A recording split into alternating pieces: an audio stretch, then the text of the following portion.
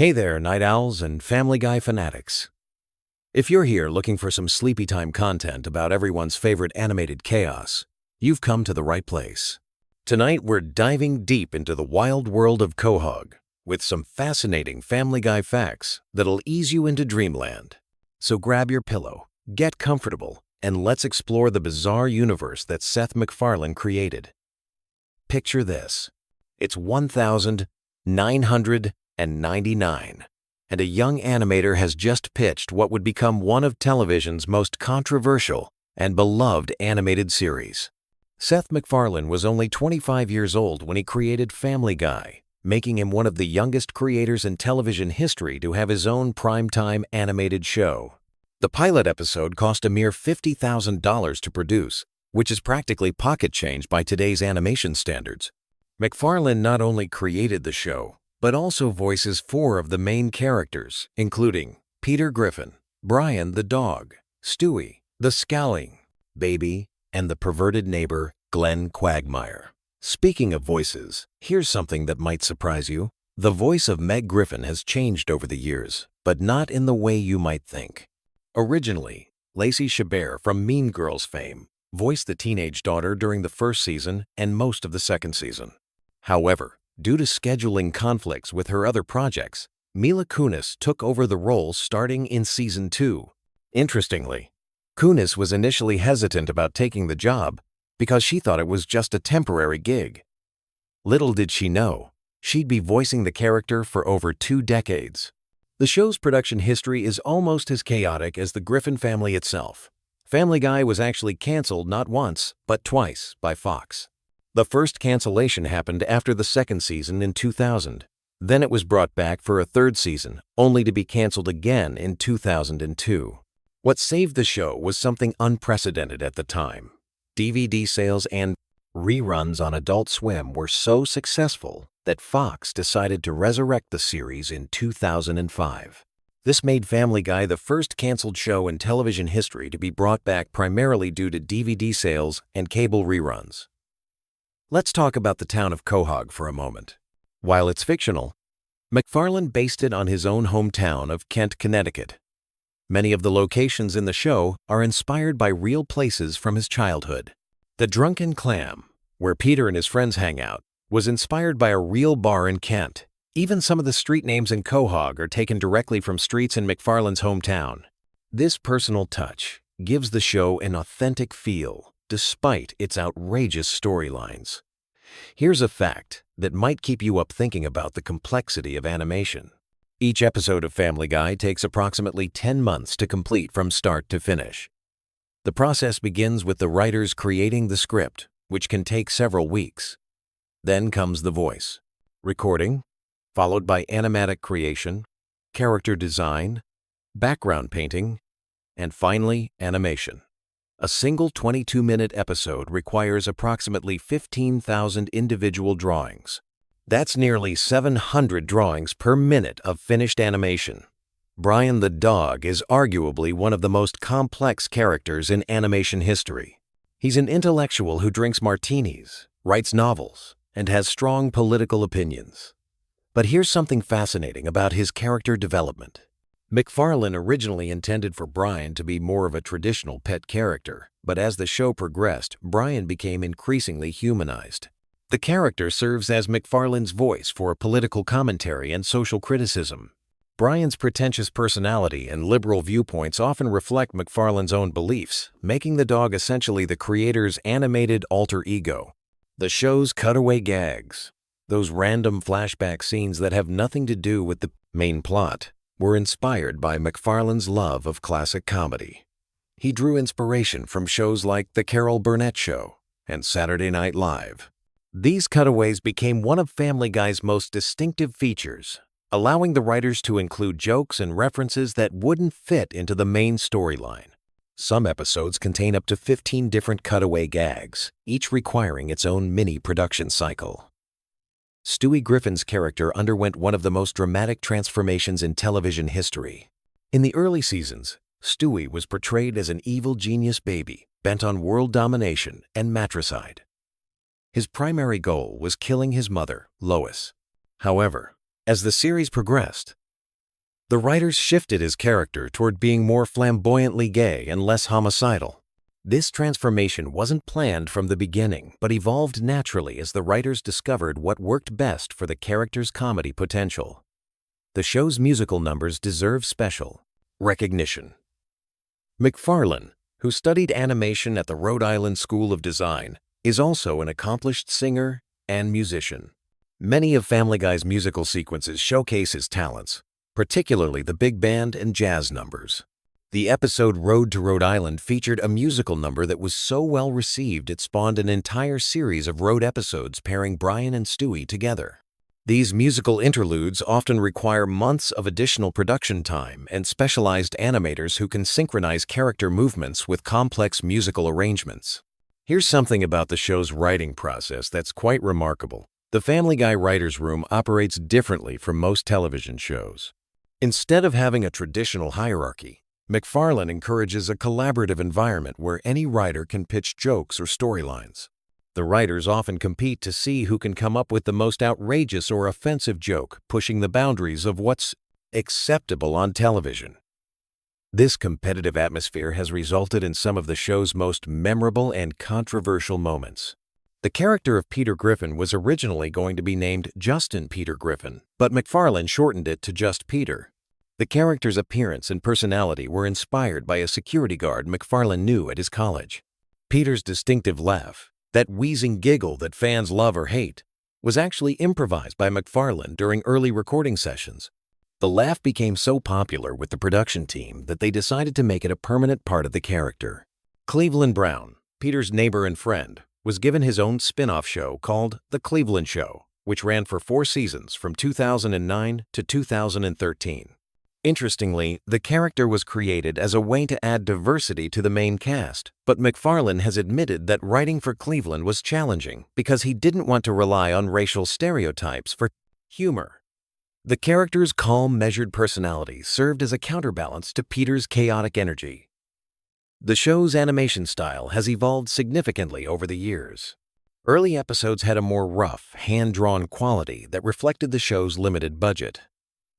As the series became more successful, the animation became more polished and computer-assisted.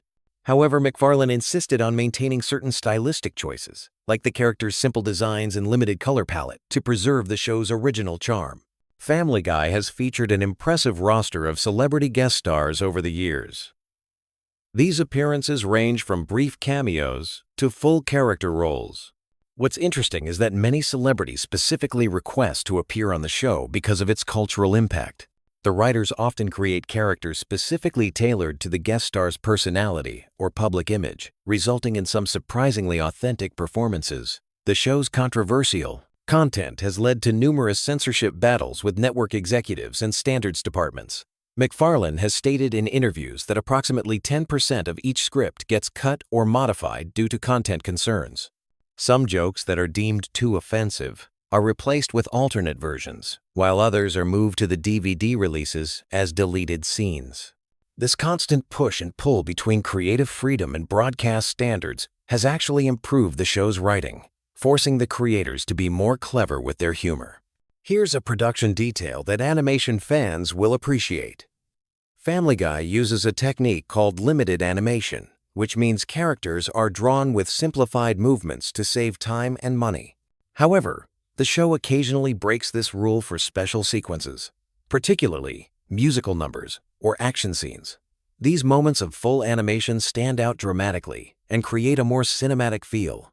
The Griffin family house has become iconic in its own right. The interior layout has remained remarkably consistent throughout the series, which is unusual for animated shows. Most animated series change room layouts as needed for specific jokes or storylines, but Family Guy maintains architectural continuity. The house was designed to feel like a real middle-class American home, complete with believable room proportions and logical furniture placement. Quagmire's character represents one of the show's most problematic elements, but also demonstrates McFarlane's willingness to explore uncomfortable territory for comedy.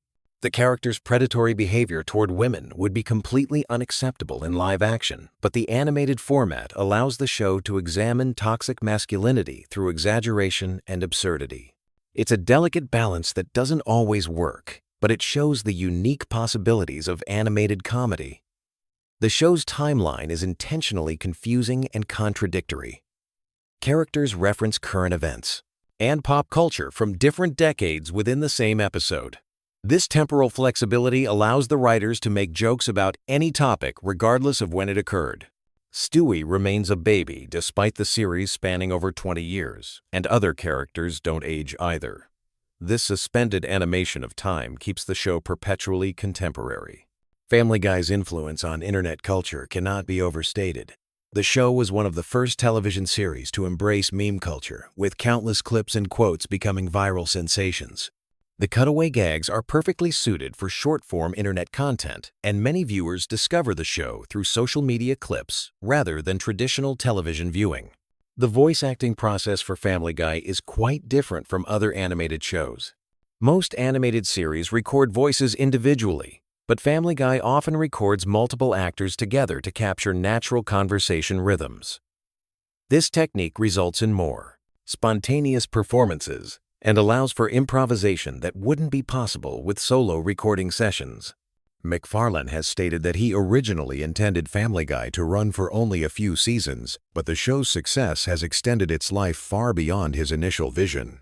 This longevity has allowed for character development and storyline complexity that wasn't possible in the early seasons. Characters have been able to grow and change in ways that reflect real human development, even within the show's absurdist framework. The show's merchandise empire extends far beyond typical television tie-ins. Family Guy products range from clothing and accessories to home goods and collectibles. The Stewie Griffin character alone has spawned hundreds of different products, making him one of the most marketable animated characters of the 21st century. As we drift towards sleep, it's worth reflecting on how Family Guy changed television animation forever. The show proved that adult-oriented animated comedy could be successful in prime time, paving the way for shows like American Dad, Bob's Burgers, and Rick and Morty. Its irreverent humor and willingness to tackle controversial subjects opened doors for creative freedom that didn't exist before. The Griffin family may be dysfunctional, chaotic, and often morally questionable, but they've provided millions of viewers with laughter, comfort, and escapism. Whether you love them or hate them, they've become part of our cultural landscape, a shared reference point that brings people together through humor. So, as you close your eyes tonight, maybe you'll dream of Quahog, where dogs can talk, babies can build time machines, and anything is possible. Sweet dreams. And remember, in the words of Peter Griffin, sometimes the most important thing is just to keep laughing, even when life gets crazy. Sleep well, Family Guy fans. Tomorrow is another day in the wonderful world of animation, full of new jokes, new characters, and new reasons to appreciate the art of storytelling through laughter. Good night, and thanks for joining us on this journey through the facts and trivia of one of television's most enduring animated families. Ready to drift into the wonderfully chaotic world of Quahog? Tonight, we're diving deep into the most bizarre, hilarious, and oddly comforting Family Guy facts that'll have you sleeping soundly while laughing internally. From the Griffin family's darkest secrets to the most obscure trivia that even die-hard fans might miss, this is your ultimate bedtime companion for all things Family Guy. Let's start with something that might surprise you. Peter Griffin wasn't always meant to be the bumbling patriarch we know and love. The original concept had him as a more competent character, but as the show evolved, his stupidity became his defining trait. What's fascinating is how this intellectual decline actually mirrors real-world studies showing that prolonged exposure to certain environments can affect cognitive function. Peter's workplace at the brewery, his constant drinking, and his circle of equally dim friends created the perfect storm for his legendary ignorance. Speaking of Peter's proud intelligence, did you know his IQ has been tested multiple times throughout the series? While never explicitly stated, various episodes hint that it hovers somewhere between a goldfish and a particularly slow houseplant. The writers deliberately keep it vague because, as creator Seth MacFarlane once mentioned in interviews, giving Peter a specific IQ would limit the comedic possibilities. Sometimes he needs to be smart enough to operate heavy machinery, Other times he can't figure out how doorknobs work. The Griffin house itself holds secrets that most viewers never notice. The layout has mysteriously changed dozens of times throughout the series, with rooms appearing and disappearing like they're part of some supernatural phenomenon.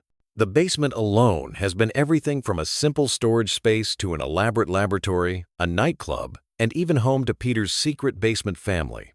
This isn't just inconsistent animation, it's actually become a running gag among the production team, who deliberately shift the house's internal geography to mess with detail-oriented fans. Here's something that'll make you appreciate Stewie even more.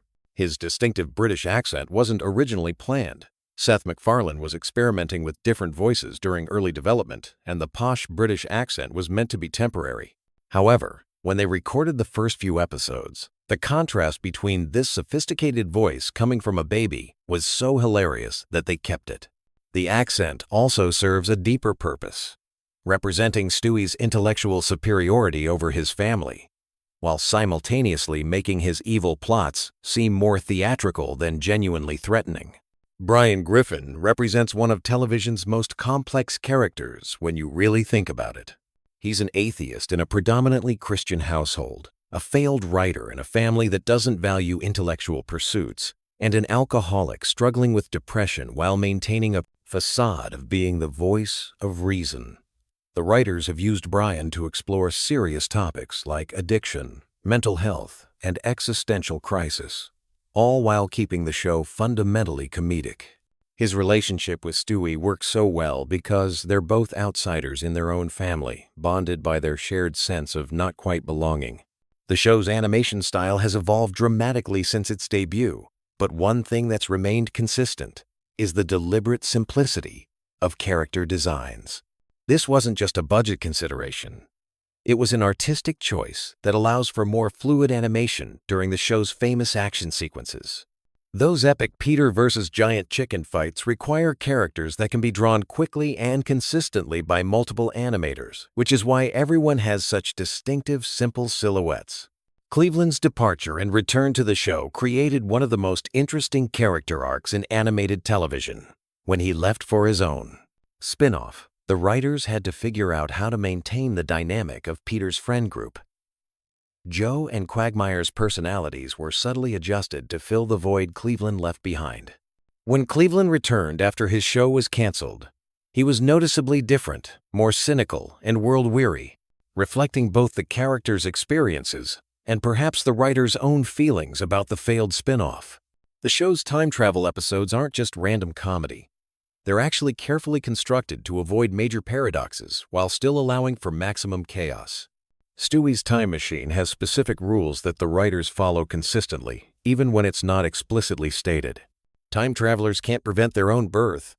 Major historical events have a way of correcting themselves, and actions in the past create ripple effects rather than complete timeline rewrites. This attention to detail in such a seemingly chaotic show demonstrates the sophisticated writing behind the surface-level humor. Meg's treatment by her family has sparked countless discussions about bullying and family dynamics. What's interesting is that the writers have admitted they sometimes feel guilty about how harshly Meg is treated, leading to occasional episodes where she gets small victories or moments of genuine family connection. These episodes often perform better with audiences, suggesting that viewers appreciate depth even in characters who primarily exist for comic relief. The show's use of cutaway gags serves a purpose beyond just random humor. These flashbacks and fantasy sequences allow the writers to explore scenarios that would be impossible within the show's normal continuity. They're also used strategically to control pacing, breaking up dialogue-heavy scenes or extending episodes that might otherwise run short. Some of the most memorable Family Guy moments come from these seemingly throwaway gags, proving that sometimes the best comedy comes from complete non sequiturs. Lois Griffin's character represents an interesting study in maternal archetypes. She's simultaneously the long-suffering wife, the voice of reason, and occasionally the instigator of chaos. Her wealthy background provides constant opportunities for class-based humor, while her decision to marry Peter creates natural conflict with her family. The writers have explored her character depth through various episodes, showing her capacity for both nurturing and destruction. making her far more complex than the typical animated housewife. The show's musical numbers aren't just entertainment. They serve specific narrative functions. Songs are used to advance plot, develop character relationships, and provide emotional beats that straight dialogue might not achieve. The production team includes talented musicians who ensure these sequences feel authentic rather than forced. Some episodes are structured entirely around musical numbers, creating mini operettas within the traditional sitcom format. Family Guy's relationship with censorship has created some of the show's most creative moments.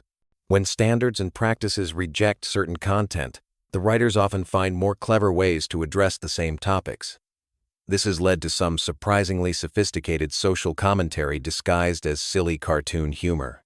The show's late-night time slot allows for more adult content, but the writers still push boundaries in ways that require careful navigation of network policies. The voice acting process for Family Guy is unique in animation. Seth MacFarlane voices multiple main characters, often having conversations with himself that require precise timing and distinct vocal characterizations. Recording sessions involve complex choreography as he switches between Peter, Brian, and Stewie, sometimes within single scenes. Other voice actors have adapted to this rhythm, creating an ensemble performance style that's rare in animation. The show's treatment of death and resurrection has become increasingly casual over the years. Characters have died and returned so often that mortality has lost much of its dramatic weight. This reflects both the show's cartoon logic and its approach to consequences. Actions that would be traumatic in real life become temporary inconveniences in the Family Guy universe, allowing for more extreme comedy without lasting emotional impact. Product placement and corporate references in Family Guy often serve dual purposes. While they sometimes represent genuine sponsorship deals, they're more often used for satirical commentary on consumer culture. The show frequently mocks the very brands it features, creating a complex relationship between commercial interests and creative expression. This balancing act reflects broader tensions in modern television production. The show's international versions reveal interesting cultural adaptations. Different countries handle the humor differently, sometimes replacing American-specific references with local equivalents. These translations offer insight into how comedy translates across cultural boundaries and what elements of Family Guy appeal to global audiences versus American-specific humor. Background characters in Family Guy often have surprisingly detailed backstories that never make it into episodes.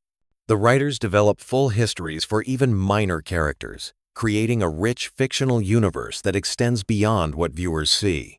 This attention to detail helps maintain consistency and provides material for potential future storylines, even if most of this information never becomes canonical. The show's handling of controversial topics has evolved significantly since its early seasons.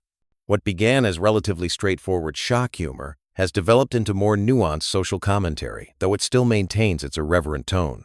The writers have learned to balance pushing boundaries with responsible storytelling, creating content that generates discussion rather than just controversy. Seth MacFarlane's musical background significantly influences the show's comedy style. His training in musical theater brings a sense of timing and rhythm to dialogue that's unusual in animated comedy. This musical sensibility affects everything from joke delivery to episode pacing, creating a unique comedic rhythm that distinguishes Family Guy from other animated series. The show's science fiction elements, particularly Stewie's inventions, follow surprisingly consistent internal logic. Time machines, mind control devices, and other fantastic technologies operate according to established rules within the show's universe. This consistency allows for complex storylines that span multiple episodes while maintaining the suspension of disbelief necessary for science fiction comedy. Family Guy's influence on internet culture extends far beyond simple memes. The show's rapid-fire reference style and cutaway structure mirror how information is consumed online, creating a feedback loop between the show and digital culture. Clips and quotes circulate independently of full episodes, creating new contexts and meanings for the show's content. The production schedule for Family Guy requires incredible coordination between writers, animators, voice actors, and musicians. Each episode involves hundreds of people working across multiple disciplines and locations. The complexity of this process is invisible to viewers, but represents a significant logistical achievement that enables the show's consistent quality and unique style. Character relationship dynamics in Family Guy follow specific patterns that create comedy through repetition and variation. Peter and Chicken's fights, Brian and Stewie's adventures, and Meg's rejection by her family operate like musical themes, with each iteration building on previous versions while introducing new elements. This structural approach to character interaction creates familiarity while maintaining surprise.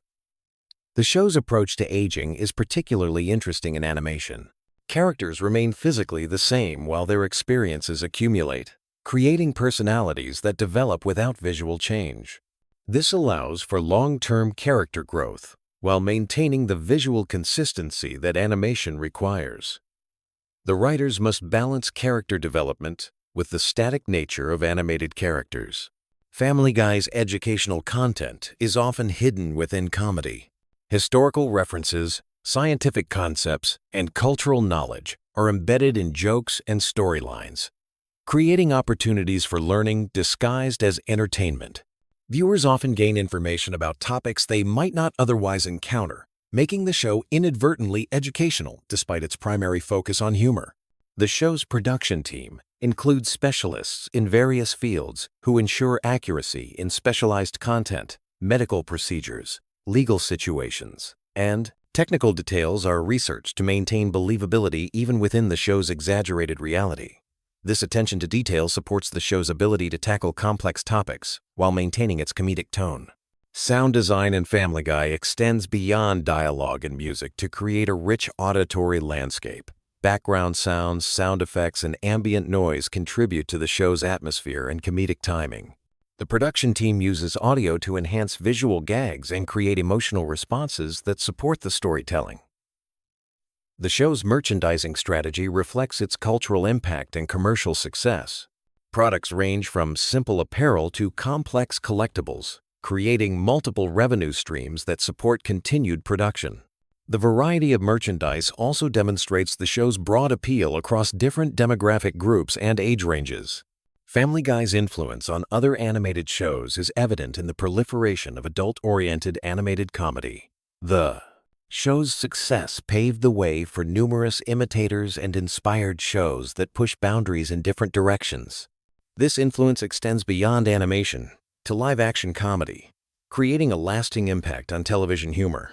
As we drift toward sleep, remember that Family Guy represents more than just animated comedy.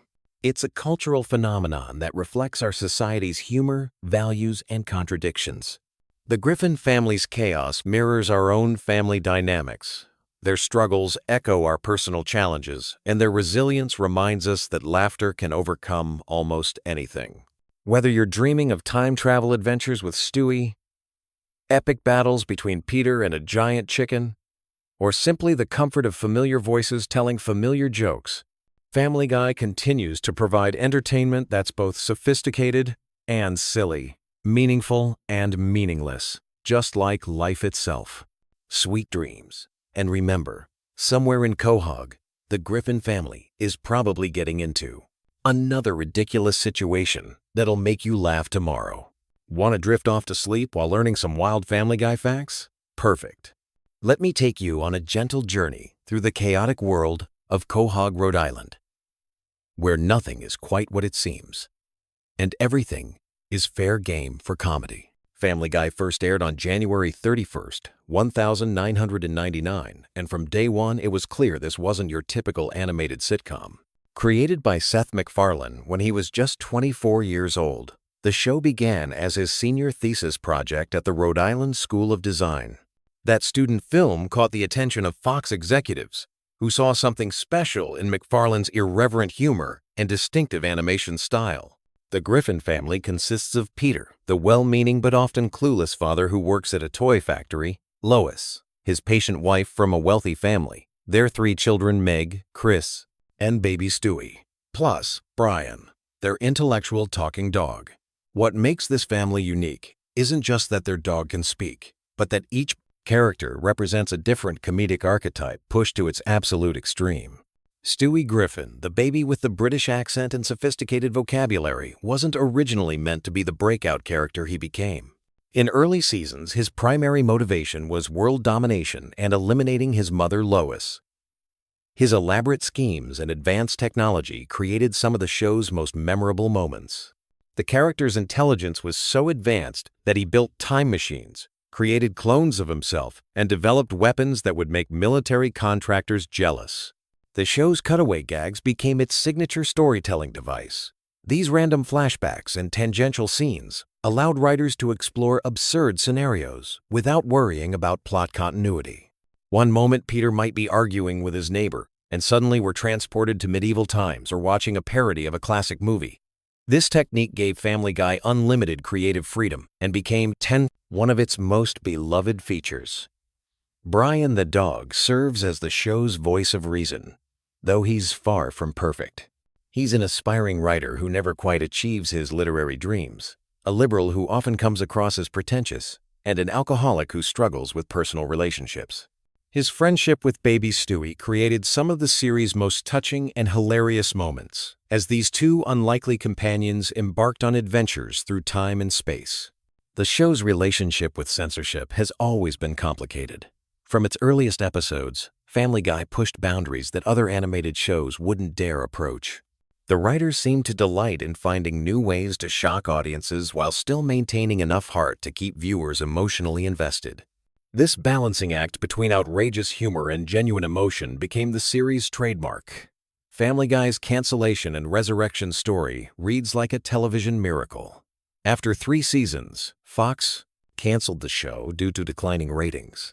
However, reruns on Adult Swim and strong DVD sales demonstrated that the show had found its audience. Fan campaigns and impressive syndication numbers convinced Fox to bring the series back, making Family Guy one of the few shows to return from cancellation and achieve even greater success. The voice acting on Family Guy deserves special recognition. Seth MacFarlane voices not only Brian and Stewie, but also Peter Griffin and Glenn Quagmire, among others. His ability to switch between these distinct characters, often within the same scene, showcases remarkable vocal range. The supporting cast, including Alex Borstein as Lois, Mila Kunis as Meg, and Seth Green as Chris, brings depth and personality to their roles that extends far beyond simple cartoon voice work. Music plays a surprisingly important role in Family Guy's appeal. The show regularly features elaborate musical numbers that parody Broadway productions, classic films, or popular songs. These sequences often become standalone entertainment pieces that fans remember long after episodes end. MacFarlane's background in musical theater influences these segments, bringing professional quality arrangements and performances to animated comedy. The show's pop culture references span decades and genres. Whether parodying Star Wars, paying homage to classic television shows, or making jokes about contemporary celebrities, Family Guy operates as a cultural time capsule. These references create layers of humor that reward viewers with broad cultural knowledge while still remaining accessible to casual audiences.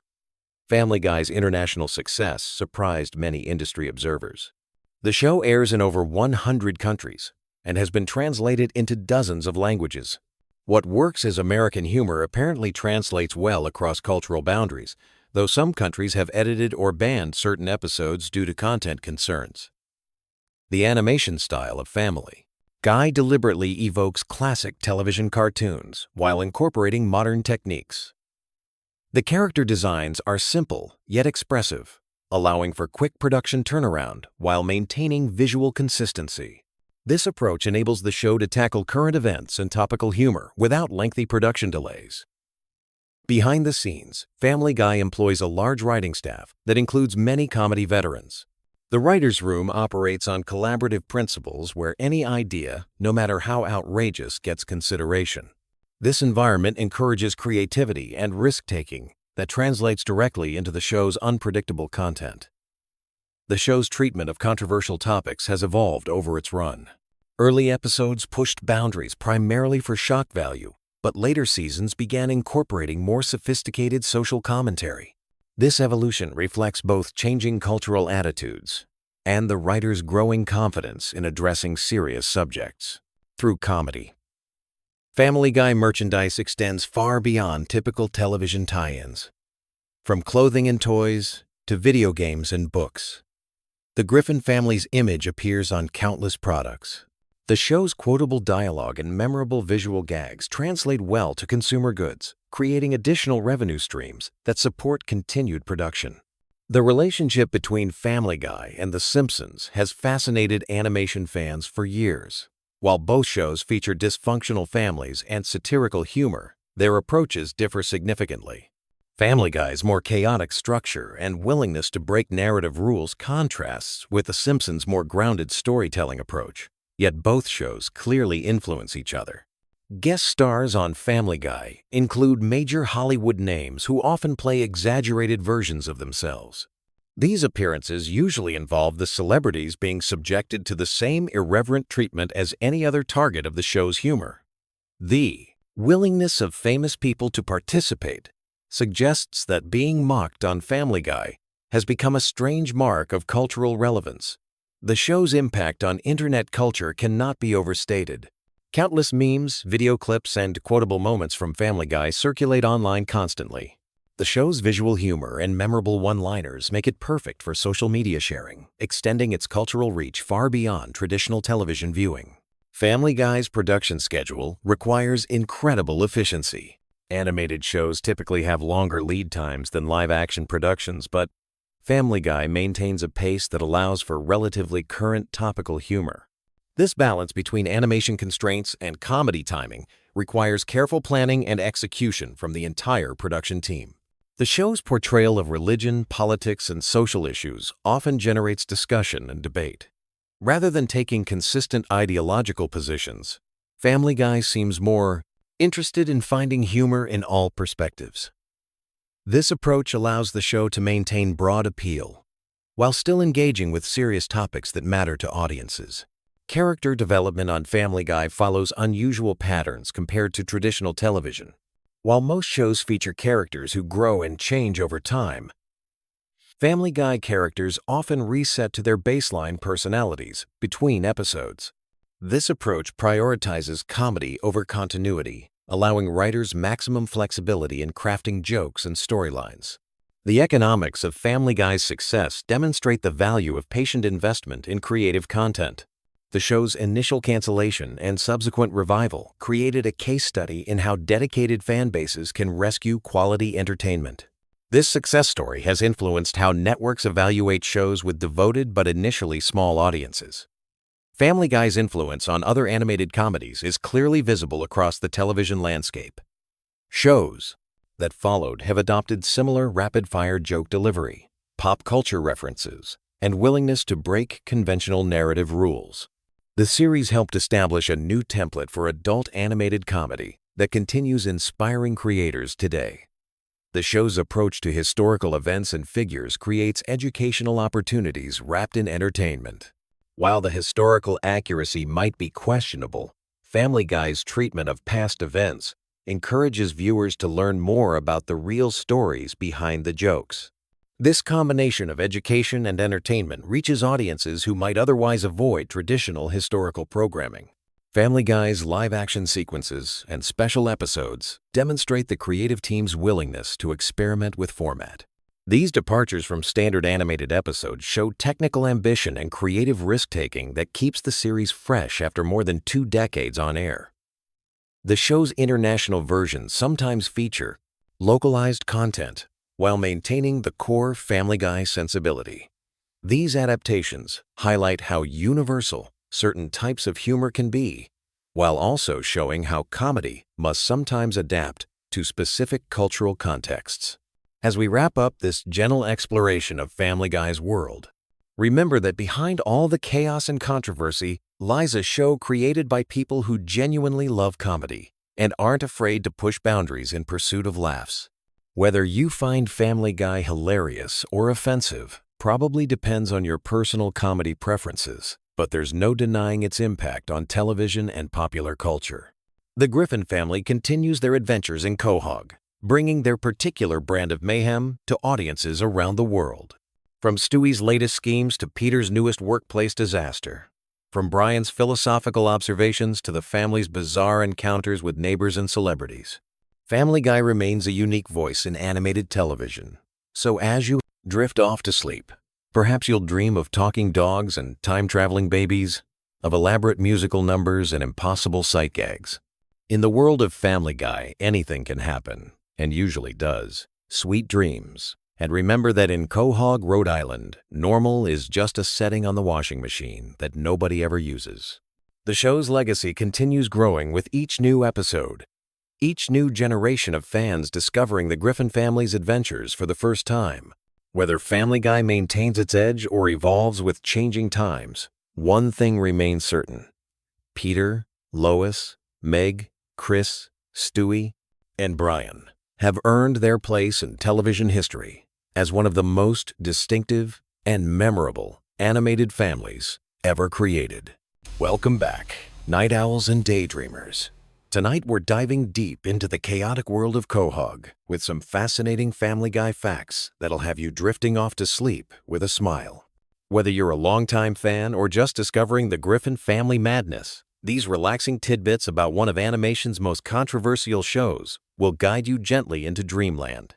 Let's start our journey back to 1999, when Family Guy first graced television screens. The show almost never happened at all. Creator Seth MacFarlane was working as a writer and animator for Hanna-Barbera when he created two animated shorts called The Life of Larry and Larry and Steve. These featured a man and his talking dog, which would eventually evolve into Peter and Brian Griffin. Fox executives were so impressed with MacFarlane's work that they gave him an unprecedented deal for someone so young, making him the youngest person ever to create a primetime series for the network at just 24 years old. The original pilot episode had a much smaller budget than later episodes, which is why the animation looks noticeably different. The Griffin house interior was actually based on the house from another famous animated family, but with some creative liberties taken.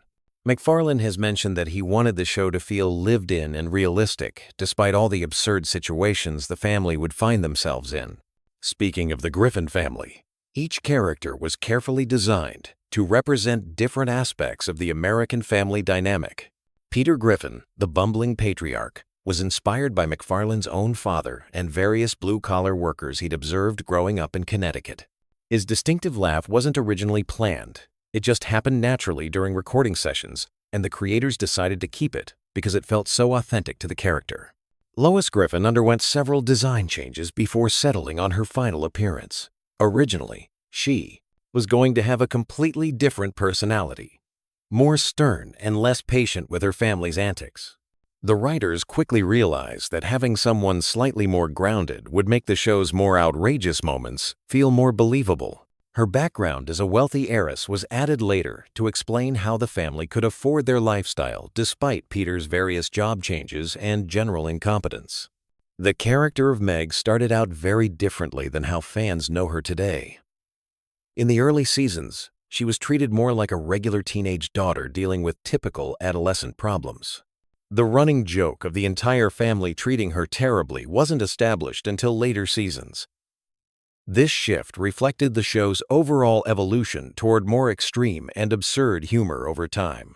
Chris Griffin was originally going to be the smart one in the family, but the writers felt this would create too much overlap with Brian's role as the voice of reason.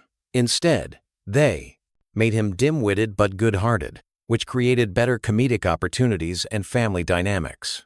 His voice actor actually had to learn to make his voice crack consistently to maintain the character's adolescent sound as the show progressed through multiple seasons. Stewie Griffin is perhaps the most complex character in terms of development. His evil, genius baby persona was inspired by various movie villains, but his sophisticated vocabulary and adult concerns created an interesting contradiction that the writers loved exploring. The ambiguity around his sexual orientation was intentional from early on, with MacFarlane wanting to create a character that defied easy categorization. The family dog Brian started as a relatively simple character, but evolved into something much more complex. He was meant to be the straight man to the family's chaos, offering occasional wisdom and commentary. His human-like behavior was the central joke, a dog who acted more civilized than his human family members. The character served as McFarlane's voice in many episodes, expressing his own political views and social commentary through Brian's dialogue and actions. Family Guy's animation style was heavily influenced by classic cartoons, but with modern sensibilities. The character designs were kept relatively simple to allow for faster animation production, but the backgrounds were often incredibly detailed. The color palette was specifically chosen to feel warm and inviting, like a real family home, which contrasted nicely with the show's often chaotic storylines. The show's famous cutaway gags weren't originally planned as a major feature. They started as occasional diversions but became more frequent when the writers realized how much creative freedom they provided. These sequences allowed the show to explore completely unrelated scenarios and parody different time periods, movies, and cultural phenomena without being constrained by the main plot. One of the most interesting aspects of Family Guy's production is how much the voice actors contribute to their characters' development. Many of the show's funniest moments came from improvisation during recording sessions. The actors would often suggest alternative line readings or add physical comedy that would then be animated to match their performance. The show's musical numbers weren't part of the original concept, but became increasingly important as the series progressed. McFarlane's background in musical theater and his love of classic show tunes influenced many of these sequences. The elaborate production numbers often required months of preparation and coordination between the animation, music, and voice departments. Family Guy's relationship with censorship has been complicated throughout its run. The show has pushed boundaries since its inception, but network standards have evolved over the years. Many episodes have alternate versions with different jokes or sequences depending on when and where they're broadcast. This has created an interesting archive of content that varies significantly across different platforms and time periods. The series has featured an incredible array of celebrity guest stars over the years, many of whom were fans of the show before appearing on it. Some celebrities have become recurring characters, while others made single appearances that became memorable moments for fans. The show's writers often write specific roles with particular actors in mind, creating unique opportunities for both established and emerging performers. Behind the scenes, Family Guy's production schedule is incredibly demanding. Each episode takes months to complete, from initial script to final animation. The process involves dozens of artists, writers, and technicians working in coordination. Despite this complexity, the show has maintained a remarkably consistent output for over 2 decades. The show's impact on popular culture extends far beyond television. Family Guy references and quotes have become part of everyday conversation for many fans. The show's influence can be seen in countless other animated series that followed, many of which adopted similar humor styles and narrative structures. Family Guy's cancellation and subsequent revival is one of television's most interesting stories. After being canceled twice, the show found new life through DVD sales and reruns on cable networks.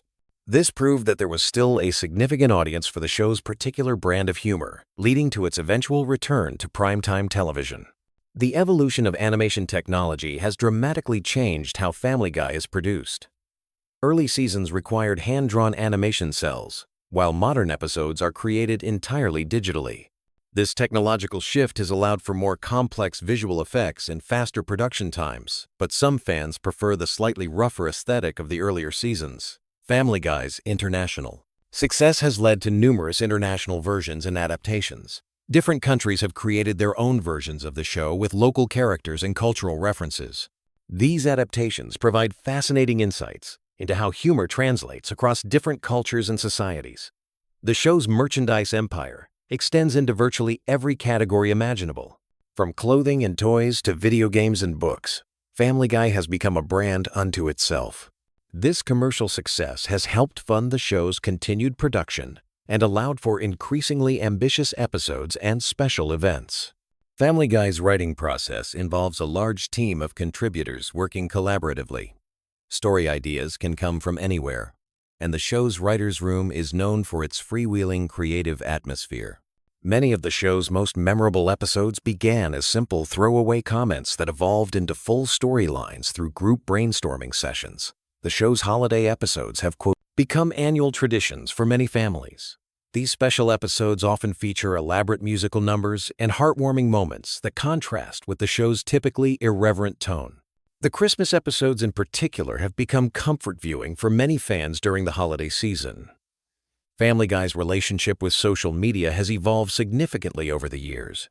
The show's official accounts regularly share behind-the-scenes content, and the writers often interact directly with fans online. This direct connection between creators and audience has influenced how episodes are developed and promoted. The series has tackled numerous social and political issues throughout its run, often generating significant discussion and sometimes controversy. These episodes demonstrate the show's willingness to engage with serious topics while maintaining its comedic perspective. The balance between entertainment and commentary has been a defining characteristic of the series. Family Guy's sound design is incredibly detailed, with each episode featuring hundreds of individual sound effects and musical cues. The show's audio team works closely with the animation department to ensure that every visual gag is supported by appropriate sound. This attention to audio detail helps create the show's distinctive atmosphere. The series has spawned several spin-offs and related projects over the years. These additional shows have allowed the creators to explore different aspects of the Family Guy universe and experiment with new storytelling approaches. Some have been more successful than others, but all have contributed to the overall Family Guy mythology. Family Guy's influence on comedy writing can be seen in numerous other television shows and movies. The show's particular style of rapid-fire jokes and pop culture references has become a template that many other creators have adapted and modified for their own projects. The show's live performances and special events have created unique opportunities for fans to experience Family Guy in different contexts. These events often feature the voice actors performing in character and provide insights into the creative process that aren't available through the regular episodes. Family Guy's educational impact, while perhaps unintentional, has been significant. Many viewers have discovered new music, learned historical facts, or been introduced to classic movies through the show's references and parodies. This accidental educational component has made the show valuable beyond pure entertainment. The series has maintained its relevance across multiple generations of viewers. Parents who watched the show when it first aired now watch it with their own children, creating shared cultural experiences that span decades. This intergenerational appeal has helped ensure the show's continued success. Family Guy's production team includes numerous talented artists who have gone on to create their own successful projects. The show has served as a training ground for many animators, writers, and voice actors who have used their experience to launch their own careers in entertainment. The show's approach to continuity is deliberately loose, allowing for creative freedom while occasionally referencing past events. This flexible approach to storytelling has enabled the writers to explore virtually any scenario without being constrained by previous episodes. Family Guy's relationship with its fan community is uniquely interactive. The show's creators regularly acknowledge fan theories and suggestions, sometimes incorporating them into actual episodes. This collaborative relationship between creators and audience has helped maintain the show's popularity over many years. As we drift towards sleep tonight, remember that Family Guy represents more than just animated comedy. It's a cultural phenomenon that has brought laughter to millions of viewers worldwide. The show's ability to evolve while maintaining its core identity demonstrates the power of creative persistence and the importance of connecting with audiences on multiple levels. Sweet dreams. And may your rest be filled with the gentle chaos of Quahog, where anything is possible and laughter is always just around the corner. The Griffin family will be there waiting when you wake up, ready with new adventures and timeless humor that continues to entertain after all these years. Picture this. It's 2 a.m. You're exhausted but somehow still scrolling through YouTube. And suddenly you stumble across a Family Guy compilation that's supposed to help you sleep. Sounds weird, right? Well, you're not alone. Millions of people have discovered that this chaotic animated sitcom has become the ultimate sleep aid. And today we're diving deep into the fascinating world of Family Guy sleep culture and uncovering some mind-blowing facts that'll change how you think about this phenomenon forever. Before we get started, let me ask you something. Have you ever found yourself drifting off to the sounds of Peter Griffin's ridiculous antics? If so, you're part of a massive community that's turned what was meant to be comedy gold into the perfect bedtime soundtrack.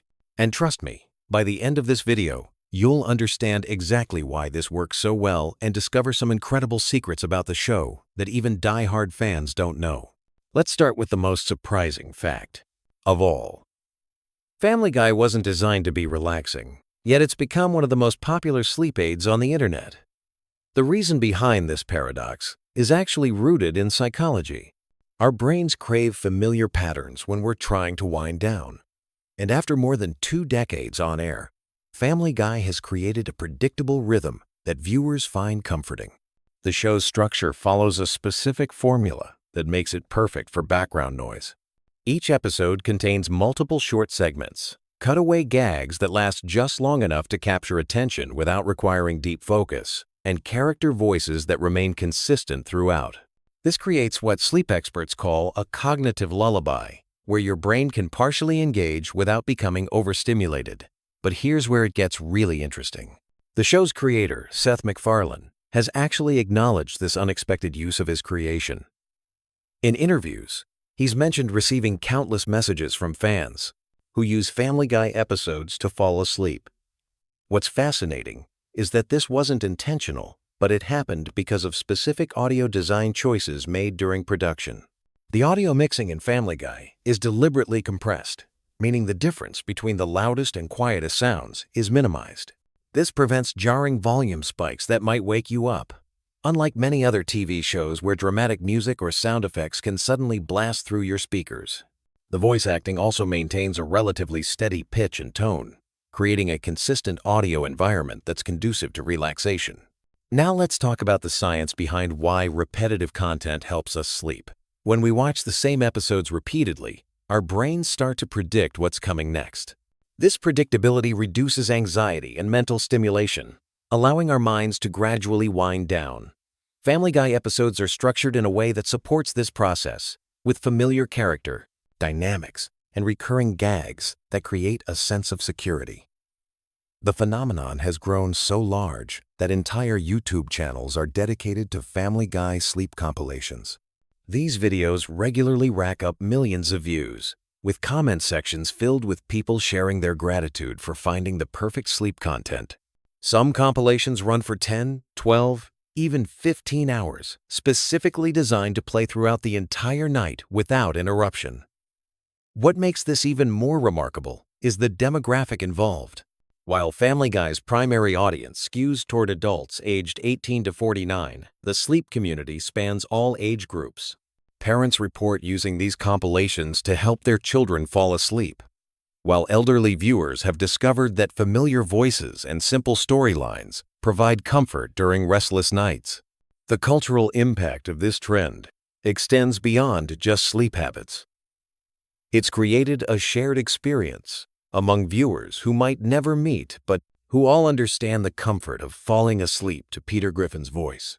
Social media groups dedicated to Family Guy sleep content have thousands of members who share their favorite episodes, discuss which seasons work best for sleeping, and even create custom playlists for different moods. But let's dive deeper into what makes Family Guy specifically effective compared to other animated shows. The key lies in its character consistency and emotional tone. Unlike shows with dramatic story arcs or intense emotional moments, Family Guy maintains a relatively flat emotional landscape. Even when conflicts arise, they're typically resolved quickly and without lasting consequences, preventing the kind of narrative tension that might keep your mind active. The show's humor style also plays a crucial role. The comedy is largely observational and referential, rather than building toward major punchlines that require your full attention. This allows viewers to drift in and out of consciousness without feeling like they're missing important plot points or set-up payoff sequences that other comedies rely on. Character voice consistency is another crucial factor. Seth MacFarlane voices multiple main characters, including Peter, Brian, and Stewie, creating a unified vocal landscape. His voice acting style maintains consistent energy levels and delivery patterns across different characters, contributing to the overall audio stability that makes the show suitable for sleep. The animation style itself supports the sleep-friendly nature of the content. Family Guy uses bright, primary colors and simple character designs that don't create visual complexity or overstimulation. The backgrounds are typically static, and camera movements are minimal compared to more action-oriented animated series. This visual simplicity prevents the kind of dynamic imagery that might keep viewers visually engaged when they're trying to relax. Research into sleep and media consumption has revealed some fascinating insights about why certain content works better than others for bedtime viewing. Studies show that familiar content reduces cortisol levels, the stress hormone that keeps us alert and awake. When we watch something we've seen before, our brains don't need to work as hard to process new information, allowing other systems to begin the shutdown process necessary for sleep. The episodic nature of Family Guy also supports healthy sleep habits. Unlike serialized dramas that create cliffhangers and emotional investment in ongoing storylines, Family Guy episodes are largely self-contained. This means viewers don't feel compelled to stay awake to find out what happens next, reducing the kind of narrative anxiety that can interfere with sleep onset. Temperature regulation during sleep is crucial. And, surprisingly, the content we consume before bed can affect our body's ability to cool down. Family Guy's predictable pacing and familiar content help maintain steady heart rate and breathing patterns, supporting the natural temperature drop that signals our bodies it's time to sleep. The show's approach to conflict resolution also contributes to its sleep-friendly qualities.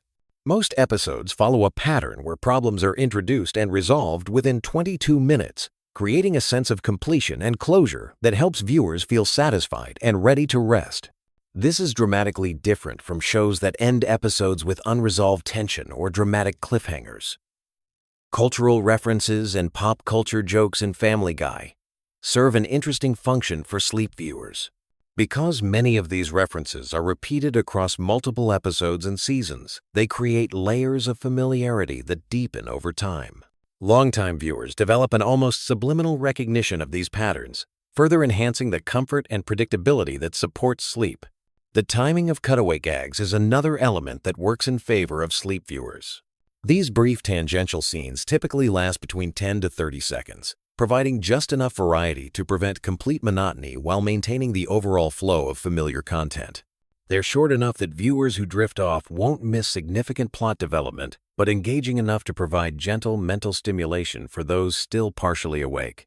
Voice acting quality and consistency across the series is remarkable when you consider that Family Guy has been in production for over 20 years. The main voice actors have maintained their character voices with impressive consistency, creating an audio signature that remains recognizable and comforting across different seasons and episodes. This vocal stability is crucial for sleep content, as changes in voice quality or delivery style could be jarring enough to wake viewers. The show's musical approach also supports its effectiveness as sleep content. The background music is typically understated and doesn't compete with dialogue for attention. Musical cues are predictable and rarely feature sudden volume changes or jarring instrumental choices that might disrupt the relaxation process. Even the show's musical numbers, while entertaining, follow familiar structures that don't create unexpected audio experiences. Character development in Family Guy follows patterns that support its use as sleep content. Unlike shows where characters undergo significant growth or change, Family Guy characters remain relatively static in their personalities and behaviors. This consistency means viewers always know what to expect from each character, reducing the cognitive load required to follow character arcs or relationship developments. The pacing of dialogue delivery is another crucial element. Family Guy conversations typically maintain steady rhythms, without the rapid-fire exchanges or dramatic pauses that characterize other comedy series. This consistent pacing helps maintain the audio environment that many viewers find conducive to sleep, providing gentle stimulation without sudden changes that might increase alertness. Production quality across different seasons has remained remarkably consistent, which is important for viewers who cycle through multiple episodes during sleep sessions. While animation techniques have evolved over the years, The core audio elements that make Family Guy effective for sleep have remained stable throughout the series' run. The global appeal of Family Guy as sleep content transcends cultural boundaries. International viewers report similar experiences with the show's sleep-inducing properties, even when watching dubbed versions in their native languages. This suggests that the fundamental structural elements that make the show effective for sleep are independent of specific cultural references or language-based humor. Streaming platform algorithms have recognized this usage pattern and now actively recommend Family Guy content to viewers who consume other sleep-related media. This has created a feedback loop where the show's sleep community continues to grow as more people discover its effectiveness through algorithmic suggestions. The economic impact of this trend is substantial. Streaming services have reported that Family Guy episodes generate billions of hours of viewing time, with a significant portion of that consumption happening during typical sleep hours. This has influenced licensing decisions and content acquisition strategies across multiple platforms. Medical professionals have begun studying the Family Guy sleep phenomenon as part of broader research into media-assisted sleep techniques. While not officially prescribed as a sleep aid, some sleep specialists acknowledge that for certain individuals, familiar comedic content can be part of a healthy bedtime routine when used appropriately. The community aspect of Family Guy sleep culture has created unique social connections. Online forums feature discussions about optimal episode selections, volume levels, and viewing setups specifically designed for sleep use. These communities provide support and advice for people struggling with insomnia or other sleep difficulties. Production decisions made decades ago continue to influence the show's effectiveness as sleep content today. Early episodes featured simpler audio mixing and more straightforward storylines that many sleep viewers prefer. This has led to interesting discussions about which seasons and episodes work best for different types of sleep needs. The psychological comfort provided by Family Guy's dysfunctional but ultimately loving family dynamic resonates with viewers seeking emotional stability before sleep. Despite the characters' many flaws and conflicts, the show consistently reinforces themes of family loyalty and unconditional acceptance that can provide emotional security during vulnerable sleep periods. As we wrap up this exploration of Family Guy's unexpected role as the internet's favorite sleep aid, it's clear that this phenomenon represents something much larger than just a quirky viewing habit. It demonstrates how content creators can accidentally tap into deep psychological needs, how communities form around shared experiences, and how familiar media can provide comfort in our increasingly chaotic world. Whether you're a longtime member of the Family Guy sleep community or someone who's never considered using animated sitcoms as a relaxation tool, this trend offers fascinating insights into human psychology, media consumption, and the unexpected ways we find peace in our daily lives.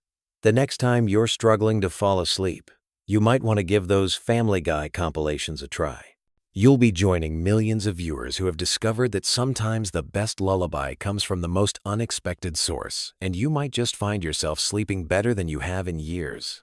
Have you ever wondered what secrets lurk behind one of television's most controversial animated series? Tonight, we're diving deep into the bizarre, hilarious, and sometimes shocking world of Family Guy, with facts so fascinating they might just help you drift off to sleep. But trust me, you'll want to stay awake for these incredible revelations about Seth MacFarlane's groundbreaking creation. Picture this. It's 1999, and a young animator named Seth MacFarlane is sitting in his tiny apartment, sketching out what would become one of the most polarizing shows in television history. Little did he know that his crude drawings of a dysfunctional Rhode Island family would spawn over 2 decades of entertainment, controversy, and cultural impact that continues to this day. Family Guy didn't just stumble into existence by accident. The show's origin story is actually rooted in MacFarlane's college thesis project at the Rhode Island School of Design. Back in 1995, he created a short film called The Life of Larry, featuring a middle-aged man named Larry and his talking dog. This 9-minute animated short caught the attention of television executives and eventually evolved into the Family Guy we know today. What's remarkable is that many of the core elements from that original student film made it directly into the series, proving that sometimes the best ideas come from the most unexpected places. The casting process for Family Guy reveals some truly surprising facts that most fans never discover. Seth MacFarlane himself voices not just one, but 4 major characters in the show. He's the voice behind Peter Griffin, Brian the dog, Stewie Griffin, and Glenn Quagmire. What's even more impressive is that MacFarlane can seamlessly switch between these vastly different vocal personalities during recording sessions, often having entire conversations with himself as different characters. The other voice actors frequently joke that they feel like they're working with a one-man show, since MacFarlane essentially carries the comedic weight of multiple personalities. Alex Borstein, who voices Lois Griffin, actually wasn't the original choice for the character. The role was initially offered to Lacey Chabert, who you might recognize from Mean Girls and Party of Five. Chabert did voice Meg Griffin in the early seasons, but scheduling conflicts led to her departure, and Mila Kunis stepped in to take over. Meanwhile, Borstein had been working as a writer and consultant on the show before landing the role of Lois, making her transition to voice acting feel completely natural. The show's animation style might look simple, but there's incredible complexity hidden beneath those seemingly basic character designs. Each episode of Family Guy requires approximately 8 months to complete from initial script to final broadcast. The animation process involves hundreds of artists, animators, and technicians working across multiple studios. What's particularly fascinating is that the show uses a hybrid approach, combining traditional hand-drawn animation with computer-generated elements.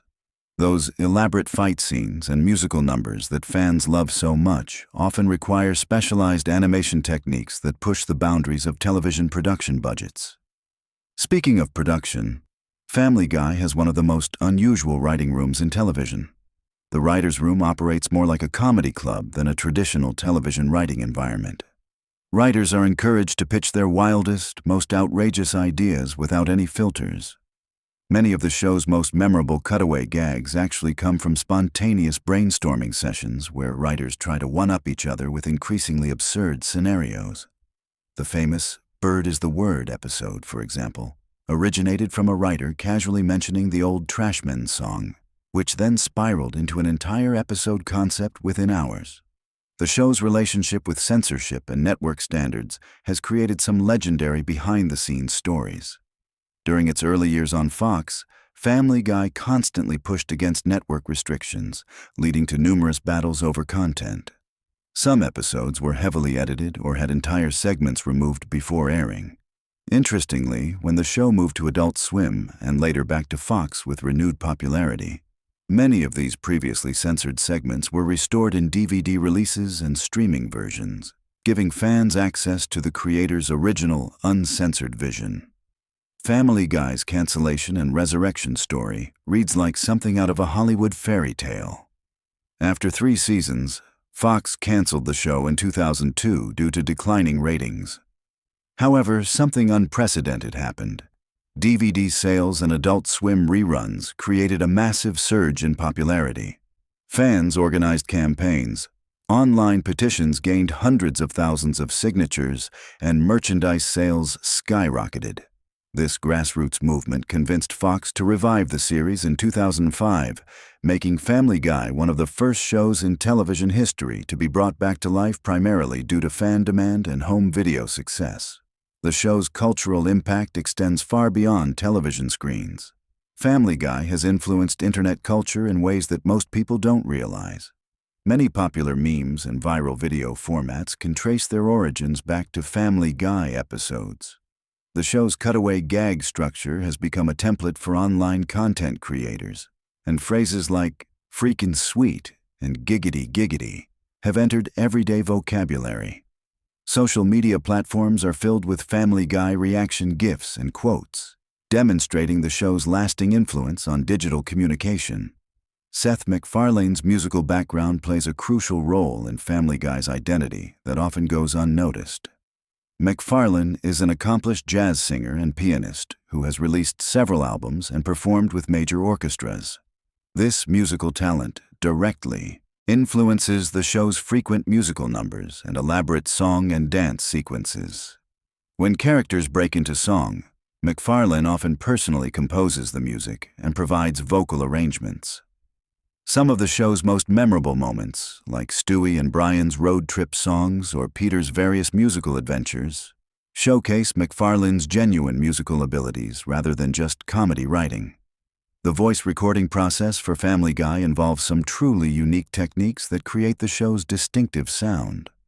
Unlike many animated series where actors record their lines separately, Family Guy often brings the core cast together for group recording sessions. This allows for more natural interactions and improvised moments between characters. Seth Green, who voices Chris Griffin, frequently ad-libs during these sessions, leading to some of the characters' most endearing moments.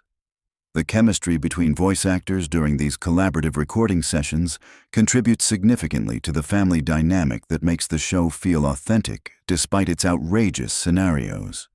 Family Guy's international variations reveal fascinating cultural adaptations that most American viewers never see. Different countries have created their own localized versions of certain episodes, replacing American pop culture references with local celebrities and cultural touchstones. The show airs in over 50 countries, and each region has unique censorship requirements that lead to different editing approaches.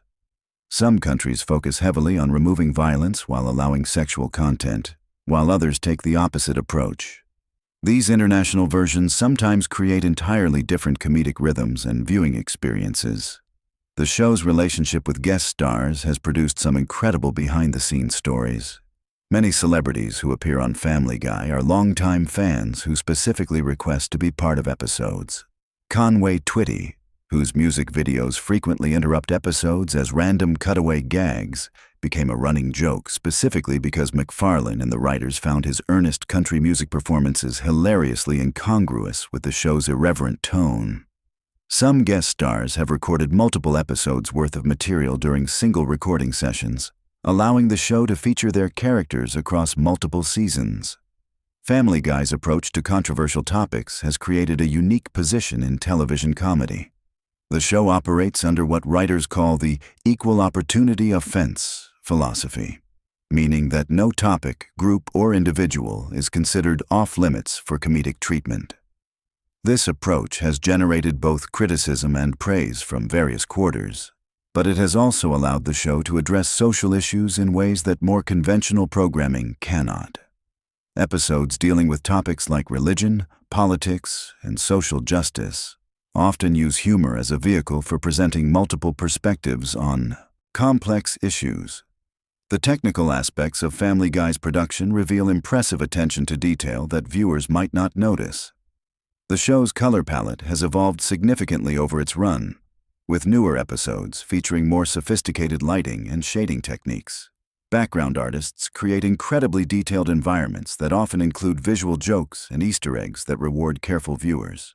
The Drunken Clam, the Griffin House, and other recurring locations contain hundreds of small details that remain consistent across episodes, creating a lived-in feel that supports the show's fictional world.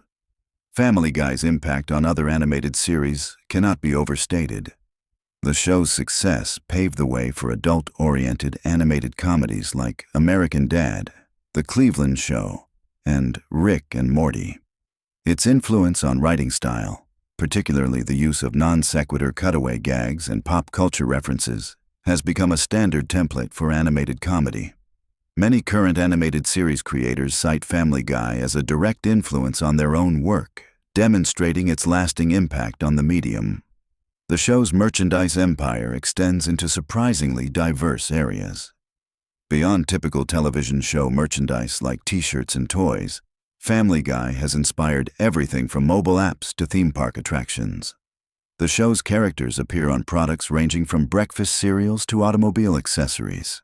This merchandising success has contributed significantly to the show's financial viability and cultural presence, making Family Guy characters recognizable, even to people who don't regularly watch the series.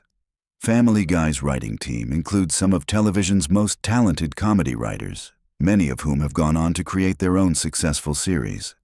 The show serves as a training ground for comedy writers, providing them with experience in rapid-fire joke writing, character development, and serialized storytelling. Alumni of the Family Guy writing staff have contributed to shows like The Simpsons, South Park, and Saturday Night Live, spreading the show's comedic influence throughout the industry. The show's approach to character development over multiple seasons reveals sophisticated long-term storytelling strategies. While Family Guy is known for its episodic nature and reset-button storytelling, careful viewers can trace character evolution across seasons. Stewie's gradual shift from world domination fantasies to more nuanced character interactions, Brian's ongoing struggles with alcoholism and romantic relationships, and Peter's various career changes all represent subtle character development that occurs alongside the show's more obvious comedic elements. Family Guy's relationship with current events and topical humor requires incredibly fast production turnarounds that most viewers don't appreciate. The show's writers and animators often work under extreme time pressure to incorporate recent news events and pop culture phenomena into episodes. This rapid response capability has allowed Family Guy to remain culturally relevant across multiple decades, but it also creates significant production challenges that require careful coordination between writing, animation, and broadcast scheduling. The show's musical parodies and elaborate musical sequences often involve complex licensing negotiations and legal considerations. When Family Guy parodies specific songs or musical styles, the production team must navigate copyright laws while creating content that's clearly transformative enough to qualify for fair use protection. Some of the show's most memorable musical moments required months of legal work behind the scenes, demonstrating the complexity involved in creating seemingly simple comedic content. Family Guy's impact on voice acting as a profession has been substantial and lasting. The show's success has elevated voice acting from a relatively niche specialty to a more mainstream entertainment career path. Seth MacFarlane's multiple voice roles have inspired other actors to develop versatile vocal capabilities, and the show's ensemble cast approach has become a model for other animated series. Voice acting workshops and training programs now regularly reference Family Guy techniques and approaches. The show's digital presence and streaming availability have introduced Family Guy to entirely new generations of viewers who experience the series differently than original broadcast audiences. Binge-watching capabilities allow viewers to notice long-term character arcs and recurring jokes that might be missed during weekly viewing. Streaming platforms have also made international versions and extended cuts available to broader audiences, creating new ways to experience familiar content. Family Guy's influence on comedy writing extends beyond animation into live-action television and film. The show's rapid-fire reference style and willingness to break the fourth wall have influenced writers across multiple mediums. Comedy Central roasts, Saturday Night Live sketches, and even stand-up comedy routines now regularly employ techniques that were pioneered or popularized by Family Guy writers. The show's approach to holiday episodes and special events demonstrates sophisticated audience engagement strategies. Family Guy's Christmas, Halloween, and other holiday episodes often feature elaborate production values and guest stars, creating appointment television that generates significant viewer loyalty. These special episodes frequently become fan favorites that get rewatched annually, contributing to the show's lasting cultural presence. As we reach the end of our journey through these fascinating Family Guy facts, it's clear that this seemingly simple animated series contains layers of complexity, creativity, and cultural influence that most viewers never fully appreciate. From Seth MacFarlane's one-man vocal circus to the show's groundbreaking approach to adult animation, Family Guy has carved out a unique space in television history that continues to evolve and surprise audiences. Whether you're a longtime fan or someone just discovering the series, these behind-the-scenes insights reveal the incredible amount of talent, dedication, and creative risk-taking that goes into every episode. The show's ability to remain relevant and controversial after more than 2 decades speaks to its creator's understanding of comedy, culture, and the ever-changing landscape of entertainment. So the next time you're settling in for a Family Guy marathon, remember that you're not just watching a cartoon about a dysfunctional family in Rhode Island. You're experiencing the result of thousands of hours of creative work by some of the most talented people in entertainment, all coming together to create something that's simultaneously ridiculous and profound, offensive and heartwarming, simple and incredibly sophisticated. Sweet dreams. And remember, somewhere out there, Seth MacFarlane is probably already working on the next episode that will surprise, delight, and possibly outrage audiences all over again. That's the magic of Family Guy. And that's what makes it truly special in the vast landscape of television entertainment. Did you know that Family Guy has been secretly building one of the most complex fictional universes on television for over 2 decades? And tonight, we're diving deep into every hidden connection, conspiracy theory, and mind-bending detail that will either put you to sleep or keep you awake all night thinking about how Brian Griffin might actually be the smartest character in animated television history. Welcome to the most comprehensive exploration of Family Guy lore ever assembled, where we'll uncover the hidden patterns that connect seemingly random episodes across 20-plus seasons, reveal the dark psychological underpinnings of Peter Griffin's behavior, and examine why this seemingly simple animated sitcom contains more philosophical depth than most people realize. Let's start with something that seems innocent on the surface but becomes deeply unsettling when you really think about it.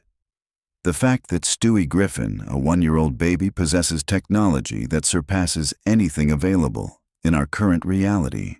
His time machine alone represents engineering capabilities that would revolutionize human civilization. Yet nobody in his family seems to notice or care that their infant has created devices that violate the fundamental laws of physics as we understand them. The implications of Stewie's inventions extend far beyond simple comedy. When you consider that he's built ray guns, mind control devices, teleportation equipment, and vehicles capable of interdimensional travel, all while maintaining the physical and cognitive limitations of a toddler. This suggests either that the Griffin family exists in a universe where the laws of science operate completely differently, or that Stewie himself represents something far more extraordinary than a precocious child. Think about the episodes where Stewie travels through time and encounters multiple versions of himself from different timelines. Each iteration of Stewie possesses the same impossible technological capabilities, which implies that his genius transcends individual timeline variations. This consistency across dimensional boundaries suggests that Stewie's intelligence might be a fundamental constant in the Family Guy multiverse, rather than a random genetic anomaly. But here's where things get really interesting when we examine the relationship between Stewie's technological capabilities and Brian's intellectual development throughout the series. Brian Griffin starts as a relatively normal talking dog who enjoys literature and maintains liberal political views. However, as the seasons progress, his personality becomes increasingly complex, cynical, and philosophically sophisticated, almost as if he's being influenced by prolonged exposure to Stewie's advanced technology and interdimensional adventures. The evolution of Brian's character raises questions about the nature of consciousness and intelligence in the Family Guy universe. If a dog can develop human-level cognitive abilities and engage in complex, philosophical discussions, then what does this say about the fundamental nature of reality in Quahog? The fact that Brian's intelligence continues expanding throughout the series while other characters remain relatively static suggests that something unique is happening to him. Specifically, consider the episodes where Brian dies and is replaced by Vinny, the replacement dog, who, despite being the same species, lacks Brian's intellectual capabilities. This proves that Brian's intelligence isn't simply a species-wide trait, but something specifically tied to his individual consciousness. The temporary replacement storyline also demonstrates how integral Brian has become to the family dynamic, not just as a pet, but as a legitimate family member whose absence creates genuine emotional trauma.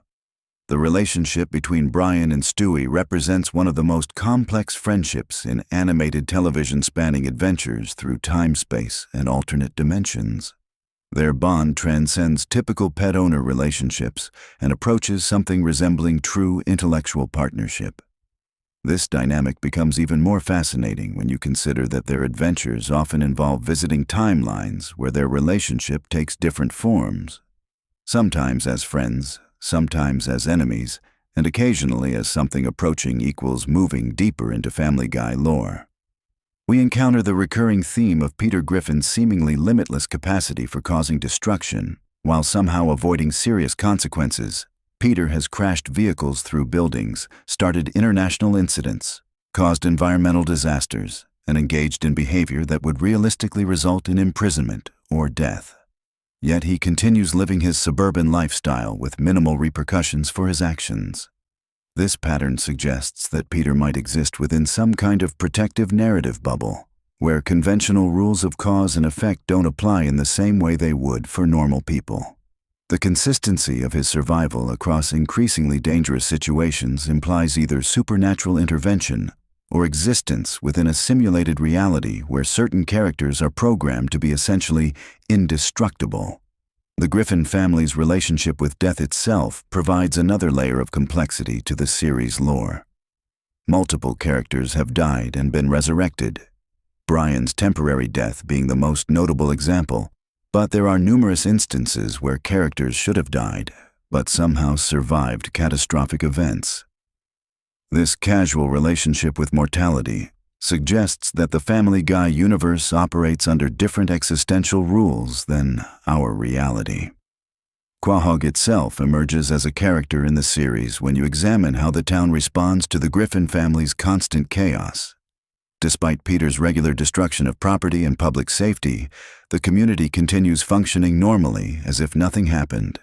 This resilience suggests either that Quahog exists outside normal space-time or that the town itself possesses some kind of regenerative properties that allow it to recover from damage. The recurring characters in Family Guy form an intricate web of relationships that span decades of episodes, each bringing their own psychological complexities to the narrative. Cleveland Brown's departure and return to the series creates interesting questions about character continuity and the nature of friendship in long-running animated series. His experiences in his own spin-off show technically exist within the same universe, but rarely get referenced in Family Guy proper, creating a kind of parallel narrative space. Glenn Quagmire represents perhaps the most problematic character in terms of Family Guy lore, because his behavior often crosses lines that would be completely unacceptable in real life. Yet he's treated as a quirky neighbor rather than a legitimate threat. This treatment reveals something disturbing about the moral framework of the Family Guy universe, where certain types of harmful behavior are normalized through repetition and comedic presentation. The Chicken Man fights between Peter and Ernie. The giant chicken deserves special attention because they represent some of the most elaborately choreographed sequences in the entire series. These battles often span multiple locations, involve massive collateral damage, and demonstrate fighting capabilities that far exceed what either character should possess based on their apparent physical attributes. The chicken fights serve as almost mythological episodes within the series where normal rules are completely suspended. When examining these extended fight sequences, you notice they follow patterns similar to classic mythology, where heroes and monsters engage in battles that reshape the landscape around them. The destruction caused during these fights would realistically devastate Quahog's infrastructure and economy. Yet everything returns to normal by the next episode, as if these epic confrontations exist in a separate reality layer.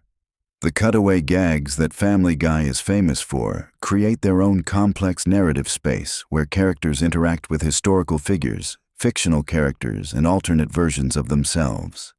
These brief sequences often contain more concentrated storytelling than entire episodes of other shows, and they've created a vast library of micro-narratives that exist alongside the main Family Guy timeline. Some cutaway gags reference each other across seasons, creating a meta-narrative about the nature of memory and storytelling within the Family Guy universe. The fact that characters sometimes remember events from cutaway gags in later episodes suggests that these sequences aren't just comedic diversions but actual experiences that exist within the characters' shared reality. The show's treatment of religion and spirituality adds another layer to its lore, with multiple episodes exploring different afterlife concepts. Divine intervention scenarios and questions about the nature of good and evil. Death appears as a recurring character who seems genuinely concerned about maintaining cosmic balance, which implies that the Family Guy universe operates under specific metaphysical rules. Episodes featuring death reveal that the afterlife in Family Guy functions more like a bureaucracy than a spiritual realm with specific procedures for soul collection and processing. This bureaucratic approach to mortality suggests that existence in the Family Guy universe might be more regulated and systematic than it initially appears, despite the surface-level chaos. The time travel episodes create fascinating paradoxes and timeline complications that the show sometimes acknowledges and sometimes completely ignores. This inconsistent approach to temporal mechanics suggests that time itself might function differently in the Family Guy universe, perhaps operating more like a narrative device than a fixed physical law. Stewie's time travel adventures often involve meeting historical figures who react to him as if talking babies are perfectly normal. This consistency across different time periods implies that the unusual characteristics of Family Guy characters might be universal constants that exist across all timelines rather than modern anomalies. The show's relationship with celebrity culture creates interesting questions about the nature of reality within its universe. Real celebrities often appear as themselves, but they interact with the fictional Griffin family as if they're legitimate public figures. This blending of real and fictional personalities suggests that the Family Guy universe might exist parallel to our own reality rather than completely separate from it. When celebrities appear in Family Guy, they often display exaggerated versions of their public personas, which raises questions about whether these are the actual celebrities or fictional representations based on public perception. The show's treatment of celebrity interactions reveals something interesting about how fictional universes can comment on and interact with real-world culture. The evolution of animation quality throughout Family Guy's run creates its own meta-narrative about the nature of visual reality within the show. Early episodes feature simpler animation styles, while later seasons display increasingly sophisticated visual effects. This progression mirrors technological advancement in our reality, but within the show it might represent something deeper about the nature of visual perception in the Family Guy universe. Episodes that specifically reference the show's animation style or production history create fascinating recursive loops where characters become aware of their fictional nature without fully breaking the fourth wall. These moments suggest that the characters might exist on multiple levels of reality simultaneously, both as fictional constructs and as conscious beings within their own universe. The Griffin family's economic situation provides another layer of complexity because Peter's job history and income level should realistically make their lifestyle impossible. Yet they maintain a suburban home, support multiple vehicles, and finance Stewie's expensive scientific experiments. This economic impossibility suggests that traditional rules of finance and resource management don't apply in the Family Guy universe. Episodes that focus on the family's financial struggles reveal that they do face economic consequences, but these problems get resolved through increasingly absurd means that wouldn't work in real life. This pattern implies that the Griffin family exists within a narrative framework where problems require narrative solutions rather than realistic ones. The show's treatment of education and intelligence creates interesting patterns when you examine how different characters learn and grow. Brian's intellectual development contrasts sharply with Peter's consistent ignorance, despite both characters having access to similar information and experiences. This disparity suggests that intelligence in the Family Guy universe might be more fixed and character-specific than it is in reality. Stewie's advanced knowledge, despite his infant status, raises questions about how learning and development work in this fictional universe. His vocabulary and technical expertise far exceed what any child could realistically possess, Yet other baby characters in the show display normal infant behavior. This inconsistency implies that Stewie's intelligence might be supernatural rather than developmental. The recurring theme of alternate dimensions and parallel universes in Family Guy creates a complex multiverse structure where different versions of familiar characters exist with varying personality traits and life circumstances. These alternate reality episodes suggest that the main Family Guy timeline is just one possible configuration among infinite variations. When characters travel between dimensions, they often encounter versions of themselves that made different life choices or develop different personality traits.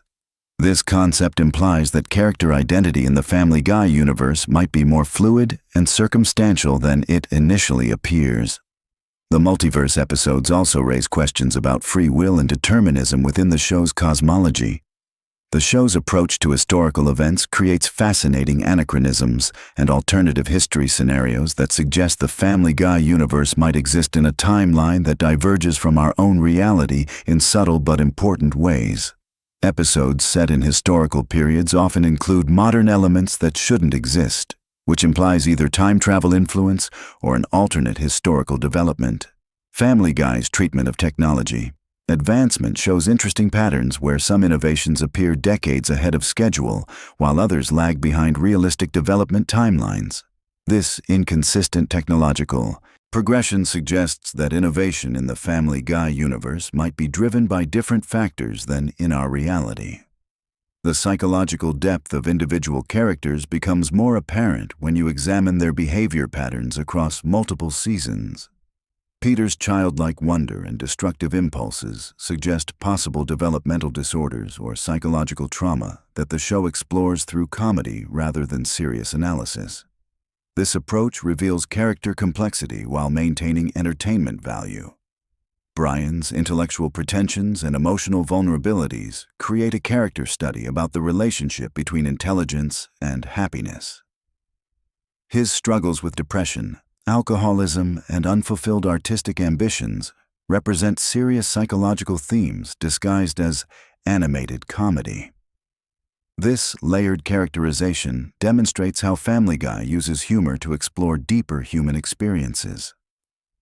Lois Griffin's role as the family anchor reveals interesting dynamics about gender roles and family stability in dysfunctional households. Her ability to maintain sanity while managing Peter's chaos, Stewie's schemes, and the general dysfunction suggests either extraordinary psychological resilience or possible supernatural intervention. The supporting characters in Family Guy each contribute to a larger tapestry of human behavior and social commentary. Joe Swanson's disability and heroic personality create discussions about capability and determination, while Mayor West's bizarre behavior comments on political leadership and civic responsibility. As we reach the end of this exploration into Family Guy lore, it becomes clear that what appears to be a simple animated sitcom actually contains layers of philosophical complexity, psychological depth, and narrative sophistication that reward careful analysis. The show's ability to maintain comedic entertainment while exploring serious themes demonstrates the power of animation as a storytelling medium. Whether you're drifting off to sleep or staying awake, thinking about these connections, Family Guy continues evolving and adding new layers to its already complex mythology. Each episode contributes to a larger narrative about family dysfunction, American culture, and the absurd nature of modern existence, wrapped in accessible animated comedy that somehow makes profound observations about the human condition feel effortlessly entertaining and surprisingly profound. Have you ever wondered what happens when you dive deep into the chaotic world of Family Guy at 3 in the morning? Tonight, we're exploring the surprisingly intricate lore behind one of television's most outrageous animated families. And trust me, there are secrets hiding in plain sight that will completely change how you see this show forever. Picture this. You're settling in for the night, your mind racing with the day's stress, and you need something familiar yet engaging enough to help you drift off. Family Guy might seem like simple comedy on the surface, but beneath those crude jokes and cutaway gags lies a surprisingly complex universe, filled with recurring mysteries, hidden connections, and character developments that span over 2 decades of television history. Let's start our journey in the fictional town of Quahog, Rhode Island, where the Griffin family has been causing mayhem since 1999. But here's something most viewers never notice. Quahog isn't just a random setting. The name itself comes from the Quahog clam, native to Rhode Island waters, and creator Seth MacFarlane chose this location specifically because Rhode Island represents the perfect blend of New England quaintness and working-class authenticity that defines the show's core identity. The Griffin House at 31 Spooner Street has been the epicenter of countless adventures. But have you ever stopped to consider the layout and how it defies basic architectural logic? The house seemingly changes size depending on the episode's needs, with rooms appearing and disappearing like something out of a fever dream. This isn't sloppy animation. It's actually a subtle running gag that reflects the show's relationship with reality itself. Peter Griffin, the patriarch of this dysfunctional clan, represents more than just comic relief. His character serves as a commentary on American masculinity in the late 20th and early 21st centuries. Born in Francis Griffin's shadow, Peter's rebellious nature stems from years of religious oppression and emotional neglect. His mother, Mickey McFinnigan, reveals Peter's Irish heritage, explaining his love for drinking and fighting, but also his deep-seated need for acceptance and belonging. The complexity of Peter's psychology becomes apparent when you examine his relationship with his father-in-law, Carter Pewterschmidt. Despite Carter's obvious disdain for Peter, their dynamic reveals Peter's desperate need for patriarchal approval. This psychological wound drives many of Peter's most destructive behaviors, from his get-rich-quick schemes to his constant need to prove his worth through increasingly ridiculous stunts. Lois Griffin, voiced by the talented Alex Borstein, carries secrets that run deeper than most viewers realize. Born into the wealthy Pewterschmidt family, Lois chose to marry Peter against her family's wishes, but her motivations aren't purely romantic. Her character arc reveals a woman torn between her privileged upbringing and her desire for authenticity. The episodes where we glimpse her past as a rebellious teenager and young adult show someone who used Peter as an escape from the suffocating world of high society expectations. But here's where things get interesting. Lois possesses a dark side that emerges throughout the series. Her time as a kleptomaniac, her brief career as a boxer, and her moments of extreme violence suggest that beneath her suburban mother facade lies someone capable of extraordinary ruthlessness. This duality makes her one of the most psychologically complex characters in the entire series. Meg Griffin, often dismissed as the show's punching bag, actually represents one of television's most tragic figures when you examine her story closely. The eldest Griffin child endures constant abuse and neglect from her family, yet continues to seek their approval with heartbreaking persistence. Her character development over the years reveals someone who has internalized her family's treatment to the point where she believes she deserves their cruelty. The episodes that focus on Meg's inner life reveal depths of loneliness and desperation that border on the genuinely disturbing. Her brief moments of happiness, whether through fleeting romantic connections or temporary acceptance from her peers, become incredibly poignant when viewed against the backdrop of her usual suffering. Some fans theorize that Meg represents the collateral damage of dysfunctional family systems, showing how children can become scapegoats for their parents' unresolved issues. Chris Griffin, the middle child, embodies the show's approach to adolescent confusion and sexual awakening. His character walks the line between innocent and disturbing, reflecting the awkward reality of teenage development. Chris's artistic talents, particularly his drawing abilities, suggest hidden depths beneath his seemingly simple exterior. His relationship with his imaginary friend and his various romantic pursuits reveal someone struggling to understand his place in both his family and the wider world. The youngest Griffin, Stewie, presents perhaps the most fascinating character study in the entire series. Initially conceived as an evil genius baby bent on world domination and matricide, Stewie's character has evolved into something far more nuanced. His relationship with his sexuality, his friendship with Brian, and his gradual abandonment of his villainous schemes reflect a character coming to terms with his own identity in a world that doesn't understand him. Stewie's time travel adventures aren't just comedy devices, they represent his desire to escape or fix the circumstances of his existence.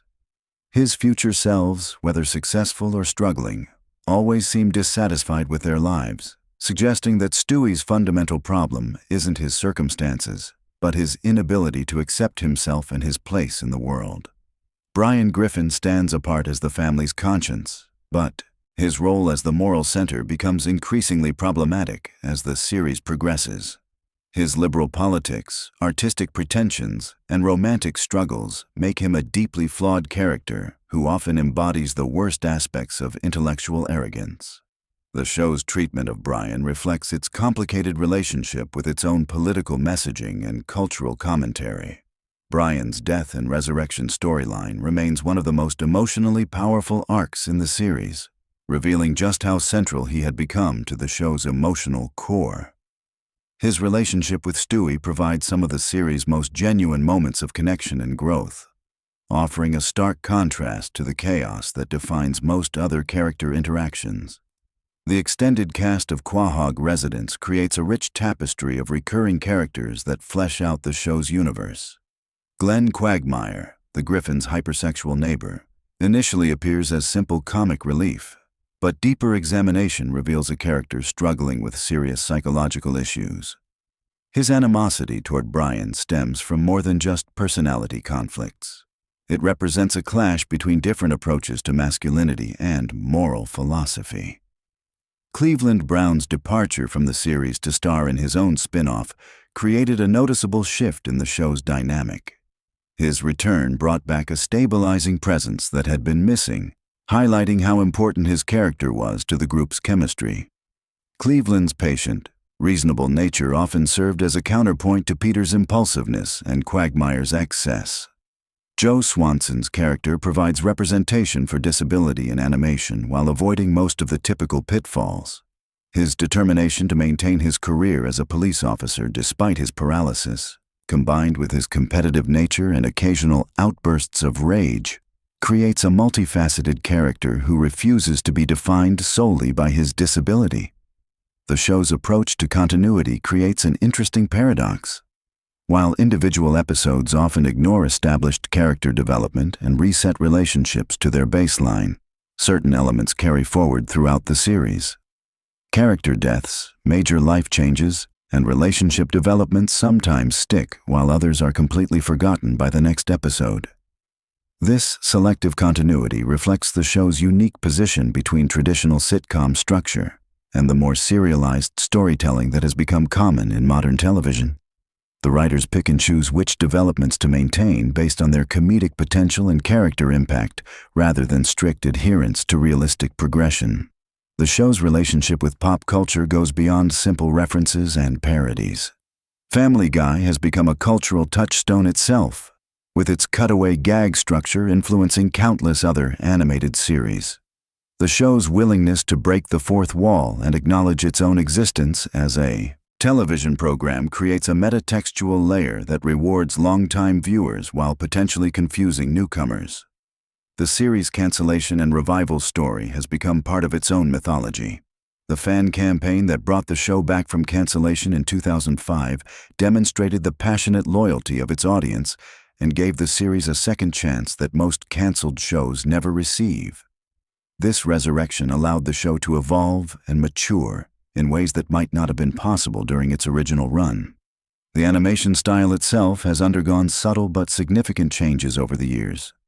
Early episodes featured rougher, more expressive character designs that gradually evolved into the cleaner, more standardized look of later seasons.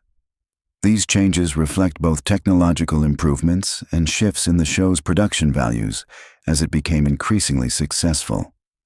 Voice acting remains one of the show's greatest strengths, with Seth MacFarlane's versatility allowing him to voice multiple main characters while maintaining distinct personalities for each.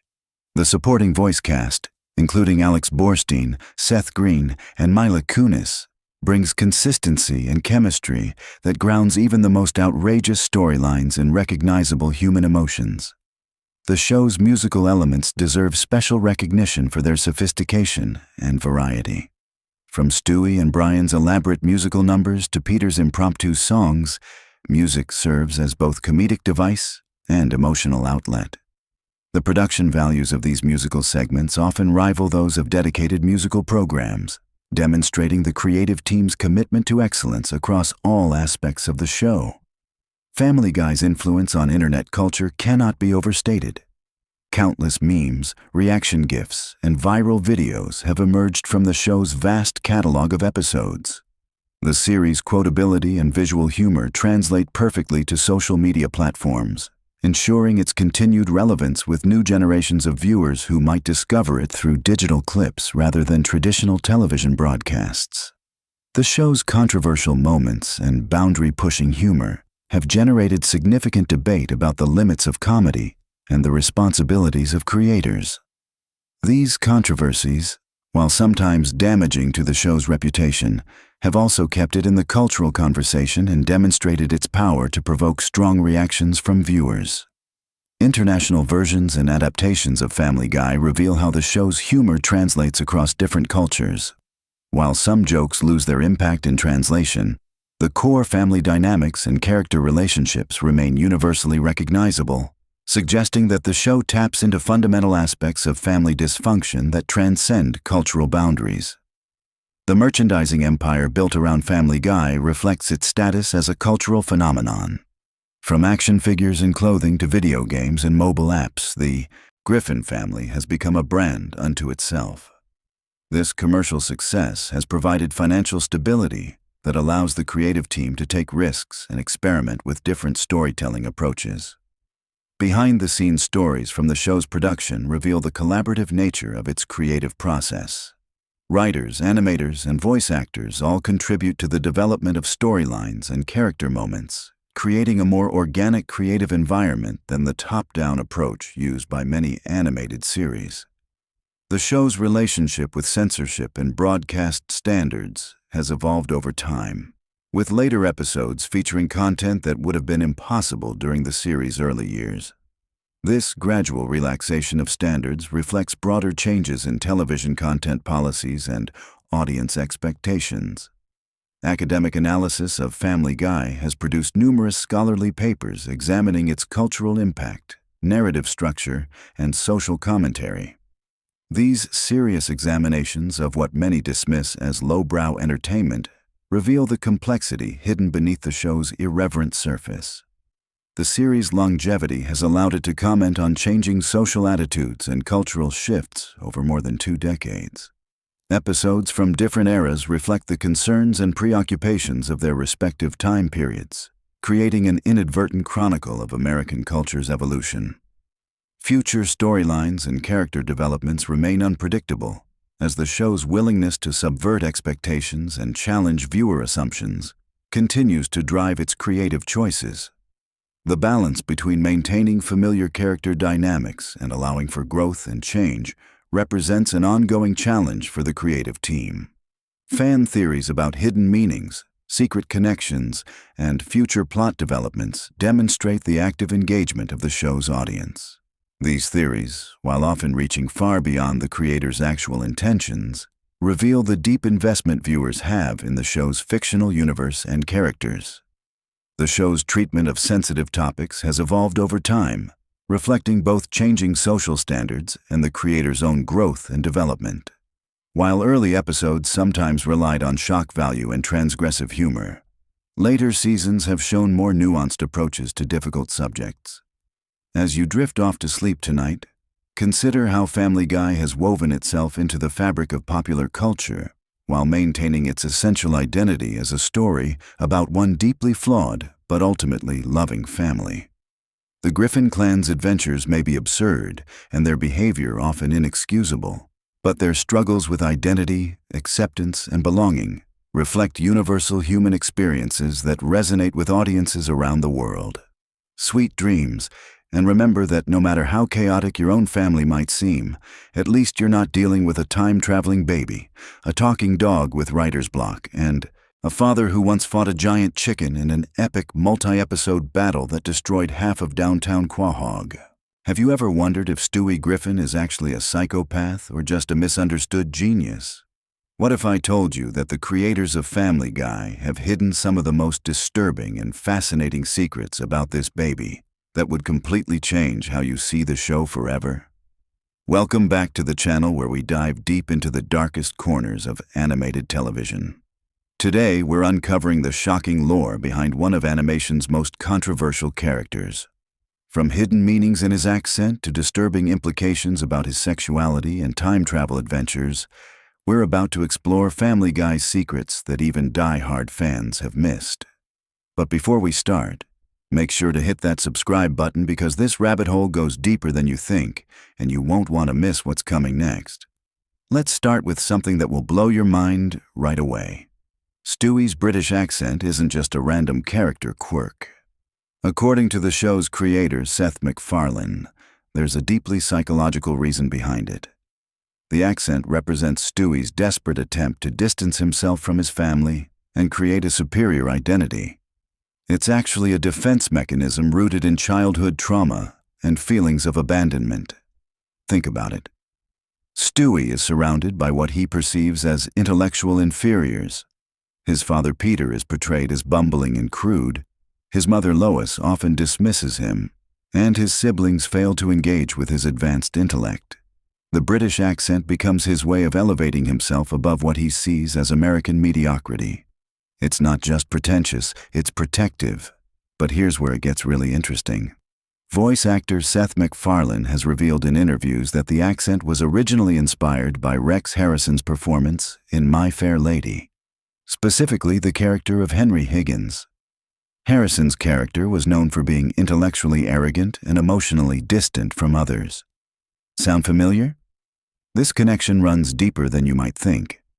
Henry Higgins was a character who viewed himself as superior to everyone around him, particularly women, and had difficulty forming genuine emotional connections. These are exact parallels to Stewie's character development throughout the series. The accent isn't just mimicry, it's psychological modeling. Moving into even more disturbing territory, let's talk about Stewie's relationship with violence and murder. In early seasons, Stewie's homicidal tendencies weren't played entirely for laughs. The writers included subtle hints that his violent thoughts stem from genuine psychological disturbance rather than typical childhood acting out. Consider his detailed knowledge of weapons, torture techniques, and murder methods.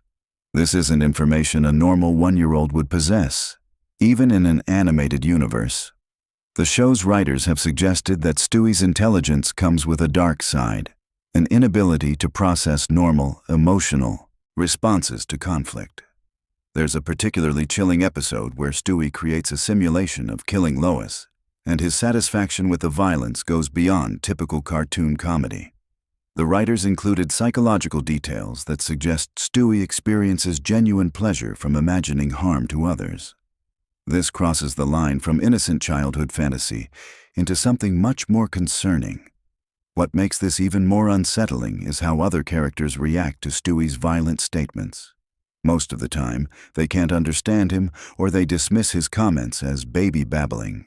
But the few characters who do understand him, like Brian, often seem genuinely disturbed by what Stewie says. This suggests that even within the show's universe, Stewie's thoughts are recognized as abnormal. Now let's dive into one of the most controversial aspects of Stewie's character development. His sexuality has been a source of debate and speculation since the show began. But there are hidden clues that reveal the writer's true intentions. Seth MacFarlane has made several statements over the years suggesting that Stewie is gay. But the way this has been handled in the show reveals some problematic undertones. Rather than presenting his sexuality as a natural part of his character development, it's often used as shock value or comedic relief. There's an uncomfortable pattern in how the show handles Stewie's potential relationships with male characters.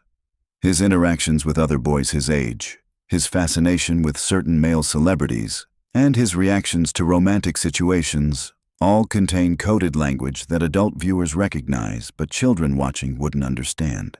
The most disturbing aspect is how the show uses Stewie's age to make jokes about adult themes.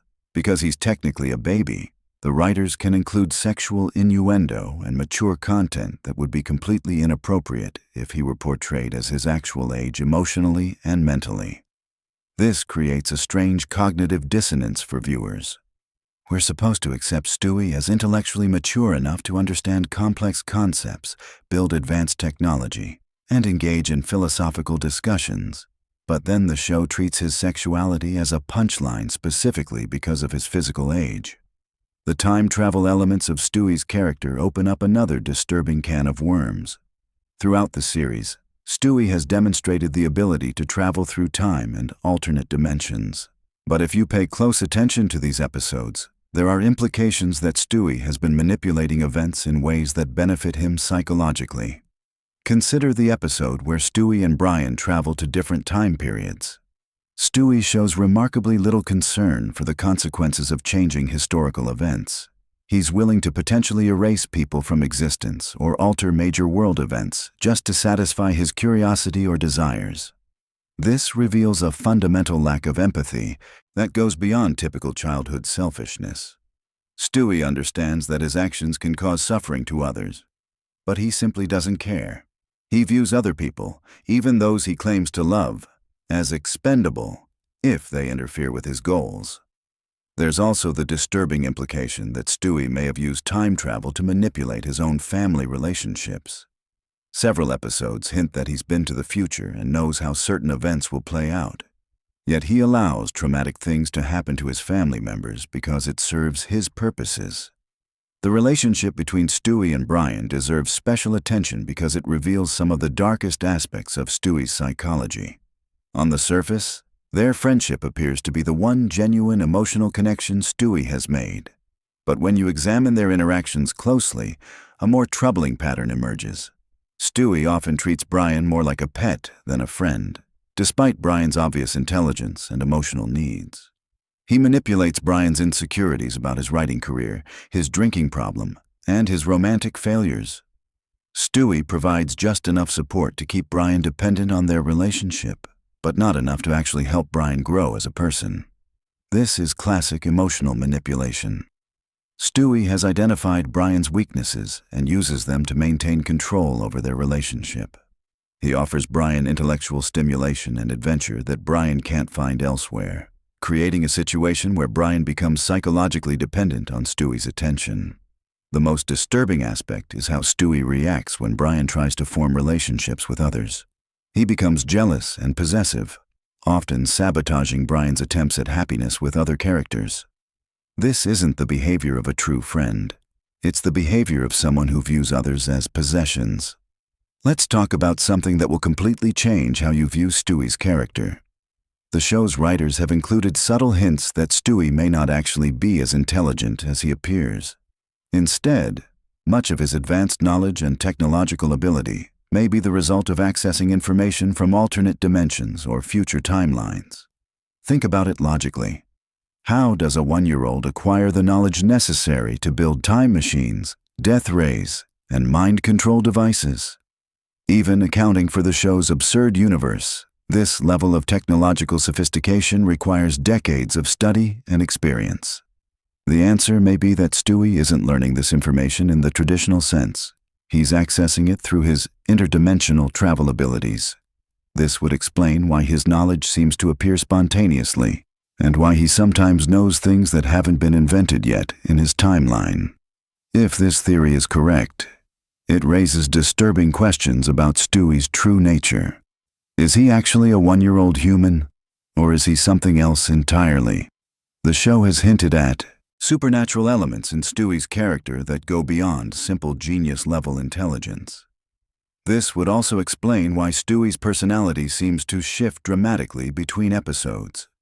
Different versions of Stewie from alternate dimensions might be influencing or occasionally replacing the original.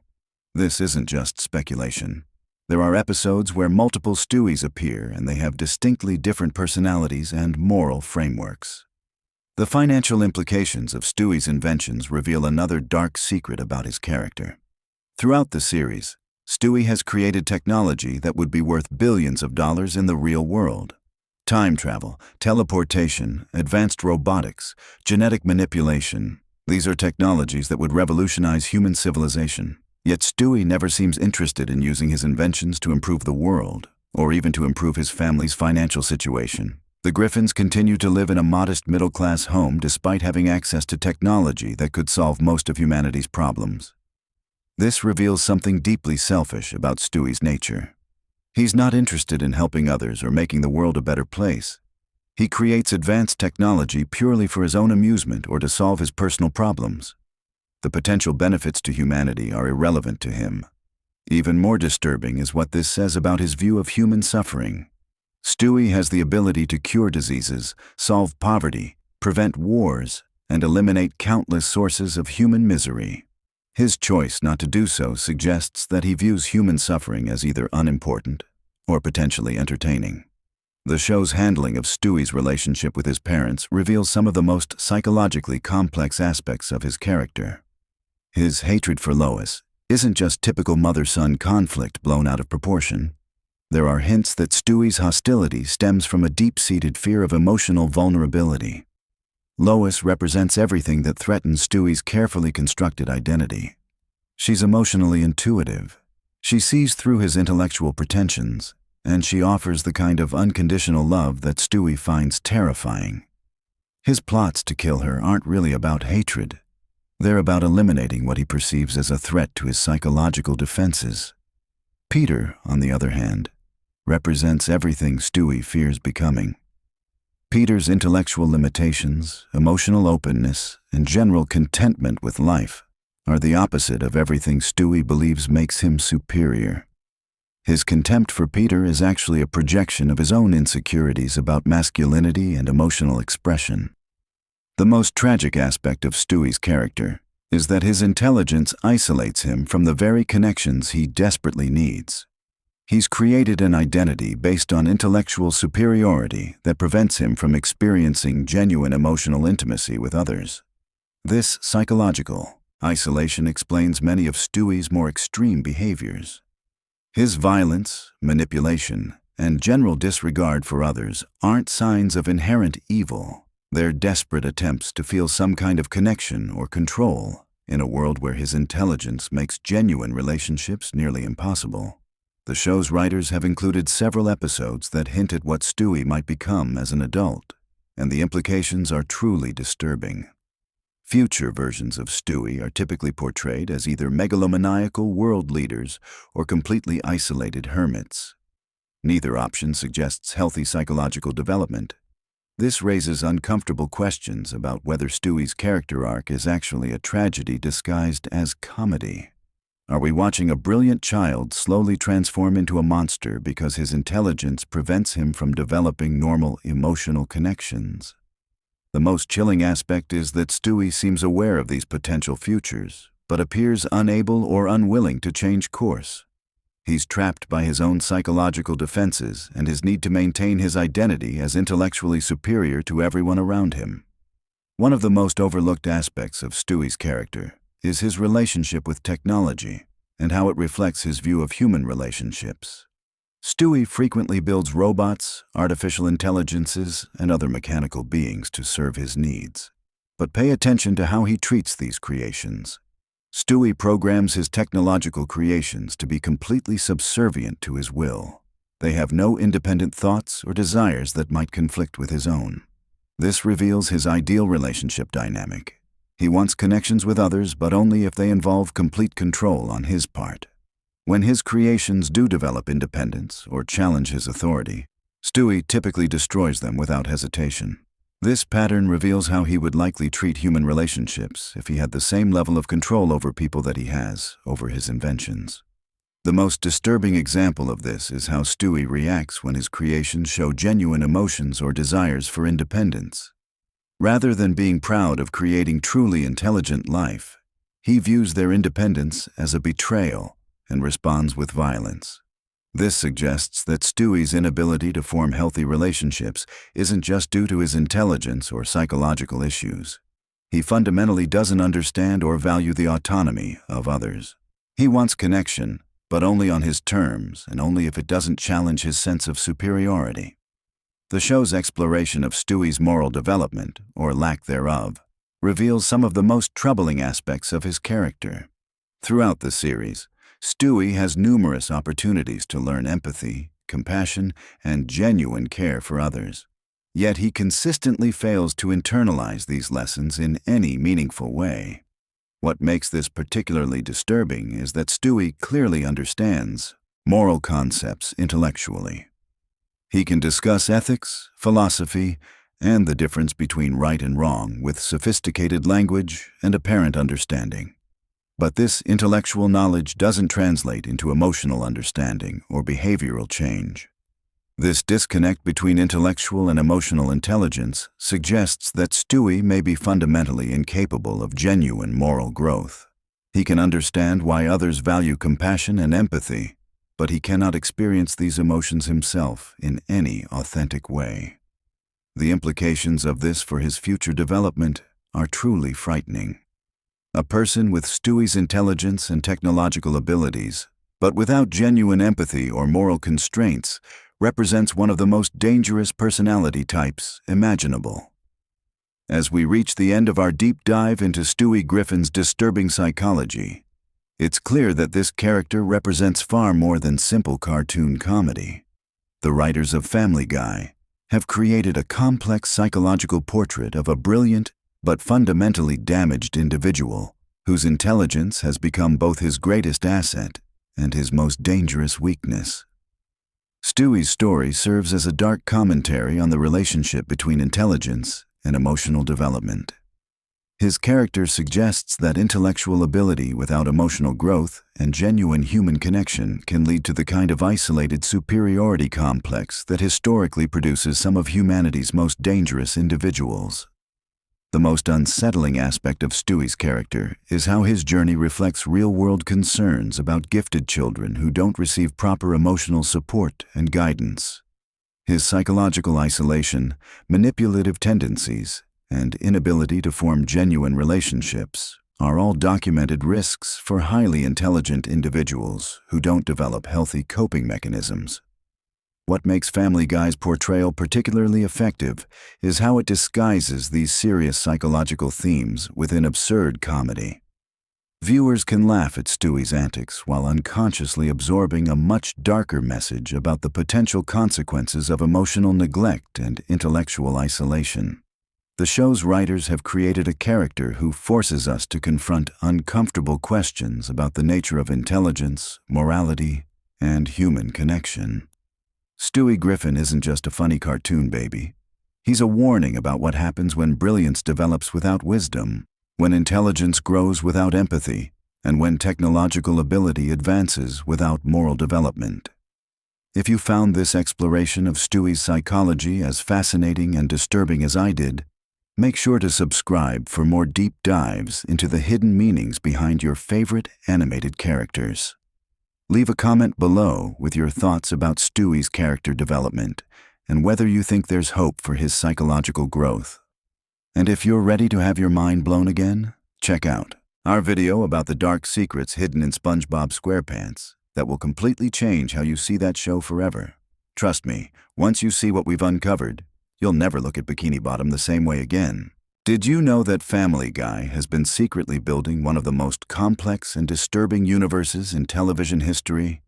Tonight, we're diving deep into the hidden lore that connects every bizarre moment, every throwaway joke, and every seemingly random cutaway into something far more sinister than you ever imagined. Get comfortable, because what you're about to discover about the Griffin family and their world will completely change how you see this animated sitcom forever. Welcome to a journey through the darkest corners of Quahog, where nothing is quite what it seems, and every laugh might be masking something truly terrifying. I'm going to take you through the most mind-bending theories, hidden connections, and disturbing implications that have been hiding in plain sight for over 2 decades. This isn't just about cartoon humor anymore.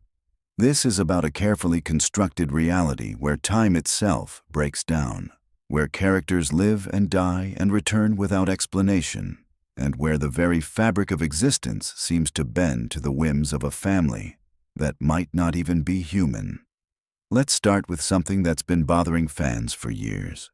Have you ever noticed how characters in Family Guy seem to exist in multiple states of reality simultaneously? Peter Griffin has died countless times throughout the series, yet he continues to appear in subsequent episodes with no explanation. This isn't just cartoon logic at work. There's something much deeper happening here, something that suggests the Griffin family exists outside the normal rules of life and death. Consider this carefully. In one episode, Peter is literally crushed by a falling piano.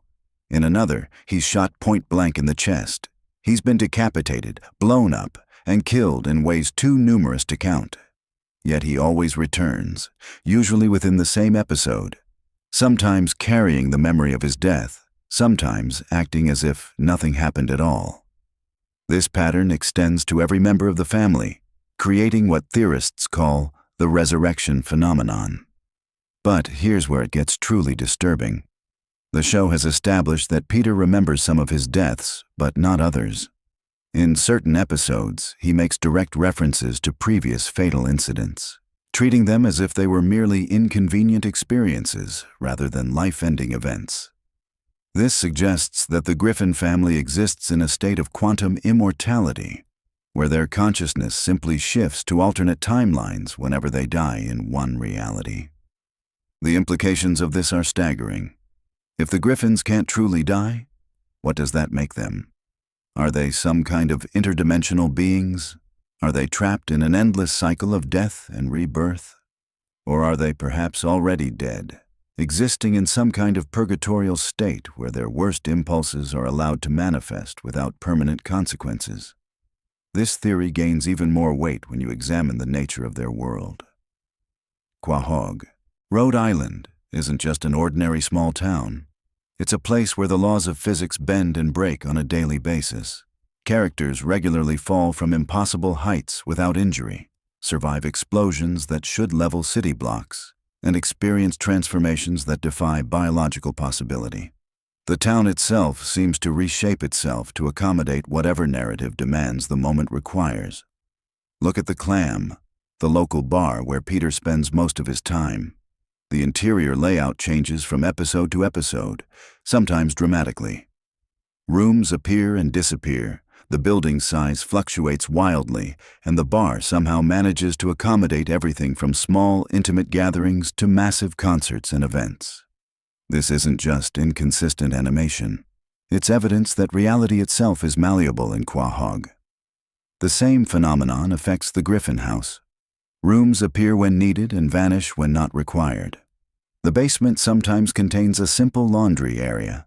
Other times, it's a vast underground complex with multiple levels and impossible architecture.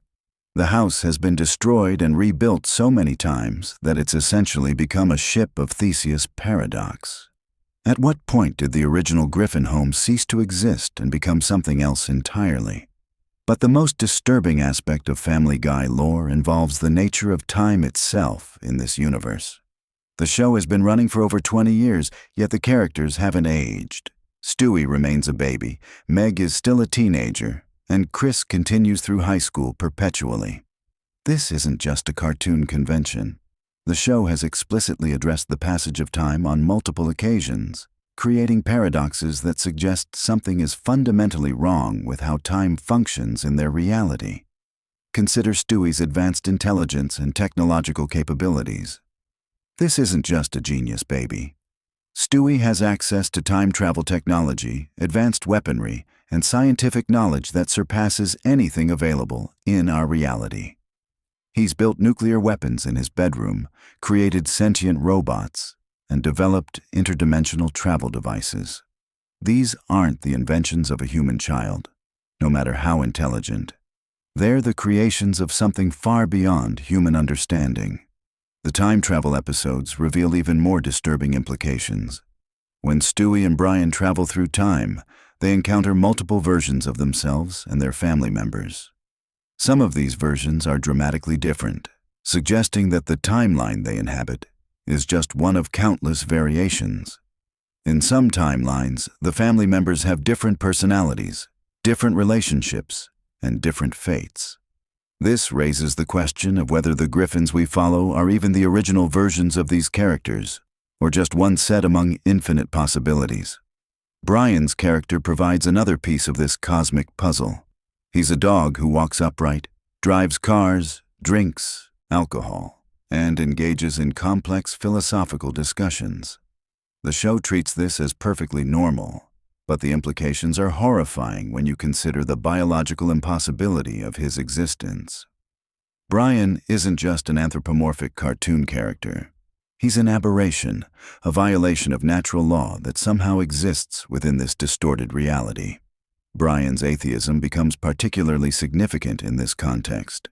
He's the only character who consistently questions the nature of existence and reality. His philosophical discussions with Stewie often touch on themes of mortality, consciousness, and the meaning of existence. It's as if Brian is the only character who recognizes that their reality is fundamentally wrong, yet he's trapped within it just like everyone else. The show's treatment of religion and spirituality adds another layer to this mystery. Characters regularly encounter divine beings, travel to heaven and hell, and interact with supernatural forces. These aren't metaphorical episodes or dreams. They're presented as literal experiences within the show's canon. Death himself is a recurring character, depicted as a fallible being who can be tricked, bargained with, or even temporarily replaced. This suggests that the afterlife in the Family Guy universe is just as chaotic and rule-bending as the mortal realm. Peter's encounters with God reveal perhaps the most disturbing aspect of this reality. God is portrayed as incompetent, petty, and frequently absent from his duties. He makes mistakes, gets involved in trivial disputes, and seems to have lost control of his own creation. If God himself is fallible and chaotic in this universe, it explains why reality operates with such inconsistent and disturbing rules.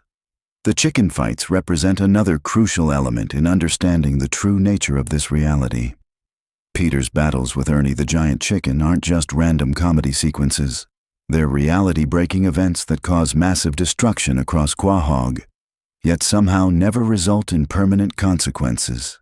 Buildings are destroyed, innocent people are presumably killed, and the entire infrastructure of the town is regularly devastated. Yet everything returns to normal by the next episode, as if these catastrophic events never happened. This suggests that Quahog exists in a state of constant reset, where major traumatic events are simply erased from collective memory. The townspeople continue their lives as if nothing happened, which implies either mass amnesia or the existence of multiple parallel realities that overlap and replace each other. The chicken fights might actually be tears in the fabric of reality itself, moments when the artificial nature of their world becomes visible through the chaos. The cutaway gags provide even more evidence of reality distortion. When Peter begins a story with his characteristic phrase about a time that's worse than something else, the narrative literally shifts to a completely different reality. These aren't just flashbacks or memories. They're alternate dimensions where different rules apply and different versions of history have played out. The fact that Peter can access these realities at will suggests he has some level of interdimensional awareness or control. Some of these cutaway realities are obviously fictional, referencing movies, television shows, or historical events. But others seem to be genuine alternate versions of the Family Guy universe where small changes have created dramatically different outcomes. This creates a multiverse structure where Peter's consciousness can jump between realities, experiencing different versions of events and bringing that knowledge back to his primary timeline. Meg's role in this cosmic horror becomes clearer when you examine how other characters treat her. The family's abuse of Meg isn't just mean-spirited humor. It's ritualistic and consistent across all timelines and realities. Even in alternate universes where other aspects of their lives are different, the treatment of Meg remains constant. This suggests she serves some kind of specific function in maintaining the stability of their reality. Some theories propose that Meg is actually the anchor point that keeps their chaotic universe from completely falling apart. Her suffering might be the price paid for the family's immortality and reality-bending abilities. The more they abuse her, the more stable their impossible existence becomes. This would explain why even when Meg tries to improve her situation or gain acceptance, The universe seems to conspire against her, forcing her back into her role as the family scapegoat. Lois presents her own mysteries. Despite being married to Peter and living in the same chaotic reality, she often displays knowledge and abilities that seem beyond her apparent character. She's multilingual, has extensive combat training, has connections to wealthy and powerful families, and occasionally demonstrates skills that suggest a much more complex background than her suburban housewife persona would indicate. Her maiden name is Pewterschmidt, connecting her to a family of extreme wealth and influence. But the show has revealed that the Pewterschmidt fortune comes from sources that are never fully explained. They have connections to Nazi Germany, mysterious business dealings, and enough power to manipulate major political and economic events. This isn't just old money. This is money that comes from sources that operate outside normal human society. Lois's piano playing takes on new significance in this context. Music has always been associated with supernatural and reality-altering powers in mythology and fiction. When Lois plays piano, she often enters a trance-like state where she becomes completely absorbed in the music. Could her playing be some kind of ritual that helps maintain the stability of their distorted reality? Is she unconsciously channeling forces that keep their impossible world functioning? The town of Quahog itself contains numerous locations that defy logical explanation. The Drunken Clam Bar exists in a constant state of flux. Tom Tucker's news station somehow manages to cover every bizarre event that happens in town, no matter how impossible or reality-breaking it might be. The grocery store, the movie theater, and other local businesses seem to have unlimited resources and the ability to accommodate whatever the plot requires. But perhaps most disturbing is Quahog's relationship with the outside world. Characters regularly travel to other cities and countries, yet these locations often seem just as distorted and rule-breaking as Quahog itself. When the family goes to Europe, they encounter the same kind of impossible situations and reality-bending events they experience at home. This suggests that the distortion isn't limited to their hometown, but extends throughout their entire universe. Cleveland's move to Virginia and subsequent return provides another clue to the nature of their reality. During his absence, Cleveland had his own show in a different location with different characters and storylines. Yet when he returned to Quahog, he seamlessly reintegrated into the Family Guy universe as if nothing had changed. This suggests that characters can literally move between different fictional realities while maintaining their essential identities. The evil monkey in Chris's closet represents one of the most obvious supernatural elements that the family accepts without question. This isn't just a monkey that happens to live in their house. It's a malevolent entity that exists partially outside normal reality, able to appear and disappear at will, and possessing knowledge and abilities that suggest it's not bound by the same rules as other characters. When the evil monkey's backstory was finally revealed, it showed a complex history involving betrayal, revenge, and supernatural justice. But the fact that Chris lived with this entity for years without the family taking serious action suggests they're either unable to perceive the true nature of supernatural threats, or they're so accustomed to reality-bending phenomena that they've become desensitized to genuine danger. The show's treatment of violence provides another disturbing window into the nature of their reality. Characters regularly engage in brutal combat, use deadly weapons, and inflict injuries that should result in permanent disability or death. Yet these violent encounters rarely have lasting consequences. Bodies heal impossibly quickly, psychological trauma is ignored, and characters continue their relationships as if attempted murder was just a minor disagreement. This isn't just cartoon violence logic. The show has established that pain and injury do matter in their world. Characters react to pain, seek medical treatment, and sometimes suffer long-term consequences from their actions. But the threshold for what constitutes permanent harm seems to be much higher than in normal reality, suggesting that their physical forms are more resilient or fundamentally different from normal human bodies. The celebrity appearances in Family Guy create another layer of reality confusion. When real celebrities appear on the show, they're often portrayed in ways that are completely at odds with their real-world personas. Some are depicted as evil, others as incompetent, and many are shown in situations that would be impossible in reality. These aren't just parodies or satirical representations. They're presented as literal encounters within the show's universe. This raises questions about the relationship between the Family Guy universe and our reality. Are these actual alternate versions of real people, or are they fictional constructs created by whatever force maintains their distorted world?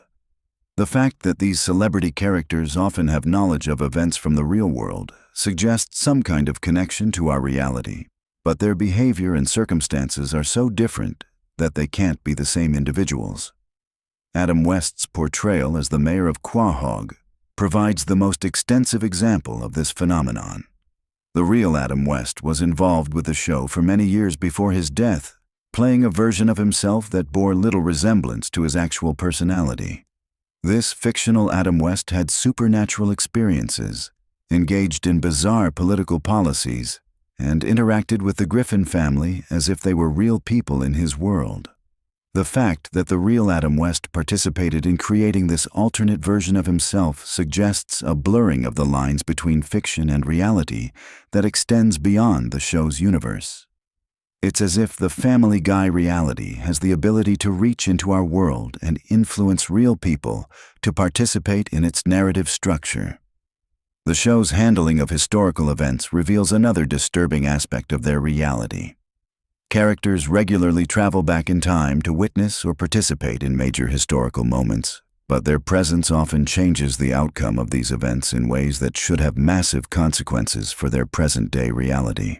Yet somehow the timeline always corrects itself, or the changes are ignored in subsequent episodes. This suggests that history itself is malleable in their universe, subject to constant revision and correction by forces that operate outside normal temporal mechanics. The Griffin family's ability to witness and alter historical events without permanent consequences implies they exist outside the normal flow of cause and effect. Stewie's sexual orientation and romantic relationships add another layer of complexity to the reality distortion. The show has never definitively established Stewie's sexuality, leaving it deliberately ambiguous despite numerous hints and references. This isn't just uncertainty about a character's personal life. It's as if Stewie exists in a state of quantum sexuality, where all possibilities remain open simultaneously. When Stewie does engage in romantic or sexual situations, they often involve time travel, alternate realities, or impossible circumstances. His relationship with himself from alternate timelines, his interactions with future versions of other characters, and his romantic encounters with beings from different realities all suggest that normal human relationship dynamics don't apply to him. Brian's romantic relationships follow similar patterns of reality distortion. He's been involved with human women, other dogs, and beings from alternate realities. These relationships are treated as normal within the show's universe, but they represent violations of biological and social norms that should be impossible in any consistent reality. The recurring theme of characters breaking the fourth wall provides perhaps the most direct evidence that they're aware of their fictional nature. When characters make references to the show itself, acknowledge the presence of cameras, or directly address the audience, they're demonstrating consciousness of their status as fictional constructs.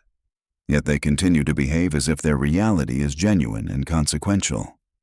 This creates a paradox where characters are simultaneously aware of their fictional nature and committed to maintaining the illusion of their reality. It's as if they're trapped in a performance they can't escape, forced to continue their roles even though they understand the artificial nature of their existence.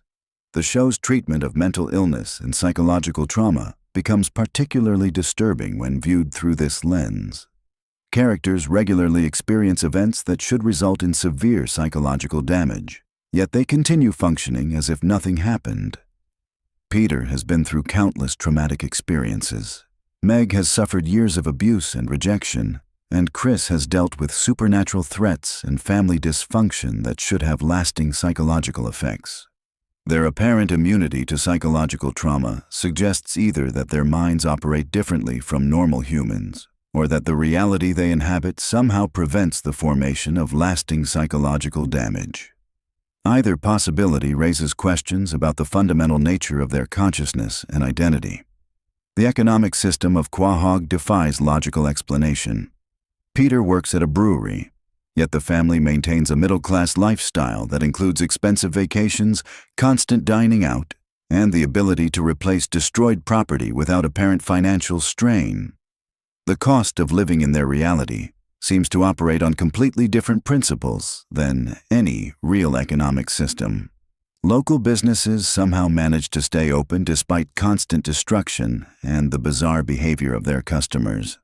The bank continues to provide services, even though it's regularly robbed or destroyed. The hospital treats impossible injuries and supernatural conditions as routine medical cases. This suggests an economic system that operates independently of normal supply and demand principles. The show's treatment of technology reveals another aspect of their reality distortion. Characters have access to futuristic devices and impossible inventions, yet they also use outdated technology and live in what appears to be contemporary society. Time periods blend together in ways that suggest their reality exists outside normal temporal progression. Stewie's advanced technology coexists with Peter's primitive understanding of basic concepts. Lois uses modern communication devices while also displaying knowledge of historical events that she shouldn't have witnessed. This temporal confusion extends throughout their universe, creating a reality where past, present, and future exist simultaneously. The educational system in Quahog provides another window into the distorted nature of their reality. Chris and Meg attend high school, yet their education seems to consist primarily of bizarre adventures and encounters with supernatural phenomena. Their teachers are often incompetent or malevolent, and the curriculum appears to have no connection to real educational standards. Despite this chaotic educational environment, the characters somehow maintain enough knowledge to function in society. They can read, write, and perform basic mathematical calculations when the plot requires it, yet they also display shocking ignorance about fundamental concepts. This selective competence suggests that knowledge in their reality is distributed based on narrative necessity rather than logical learning processes. Religious and spiritual experiences in the Family Guy universe are treated as literal events rather than matters of faith or belief. Characters regularly encounter angels, demons, divine beings, and supernatural forces as physical presences in their world. These encounters often contradict established religious doctrines and present theological concepts in chaotic and illogical ways. The fact that multiple religious and spiritual systems seem to exist simultaneously in their reality suggests a universe where belief itself shapes existence. Different characters' spiritual experiences reflect their personal expectations rather than consistent universal truths, implying that reality adapts itself to accommodate conflicting belief systems. As we reach the end of this exploration into the hidden depths of Family Guy lore, the picture that emerges is far more complex and disturbing than the surface comedy would suggest. We're looking at a universe where the fundamental laws of reality are constantly in flux, where consciousness and identity operate on principles that defy normal understanding, and where the characters exist in a state of perpetual uncertainty about their own nature and existence. The Griffin family isn't just a dysfunctional cartoon family. They're entities, trapped in a reality that operates outside the normal rules of existence, forced to repeat patterns of behavior while occasionally glimpsing the artificial nature of their world.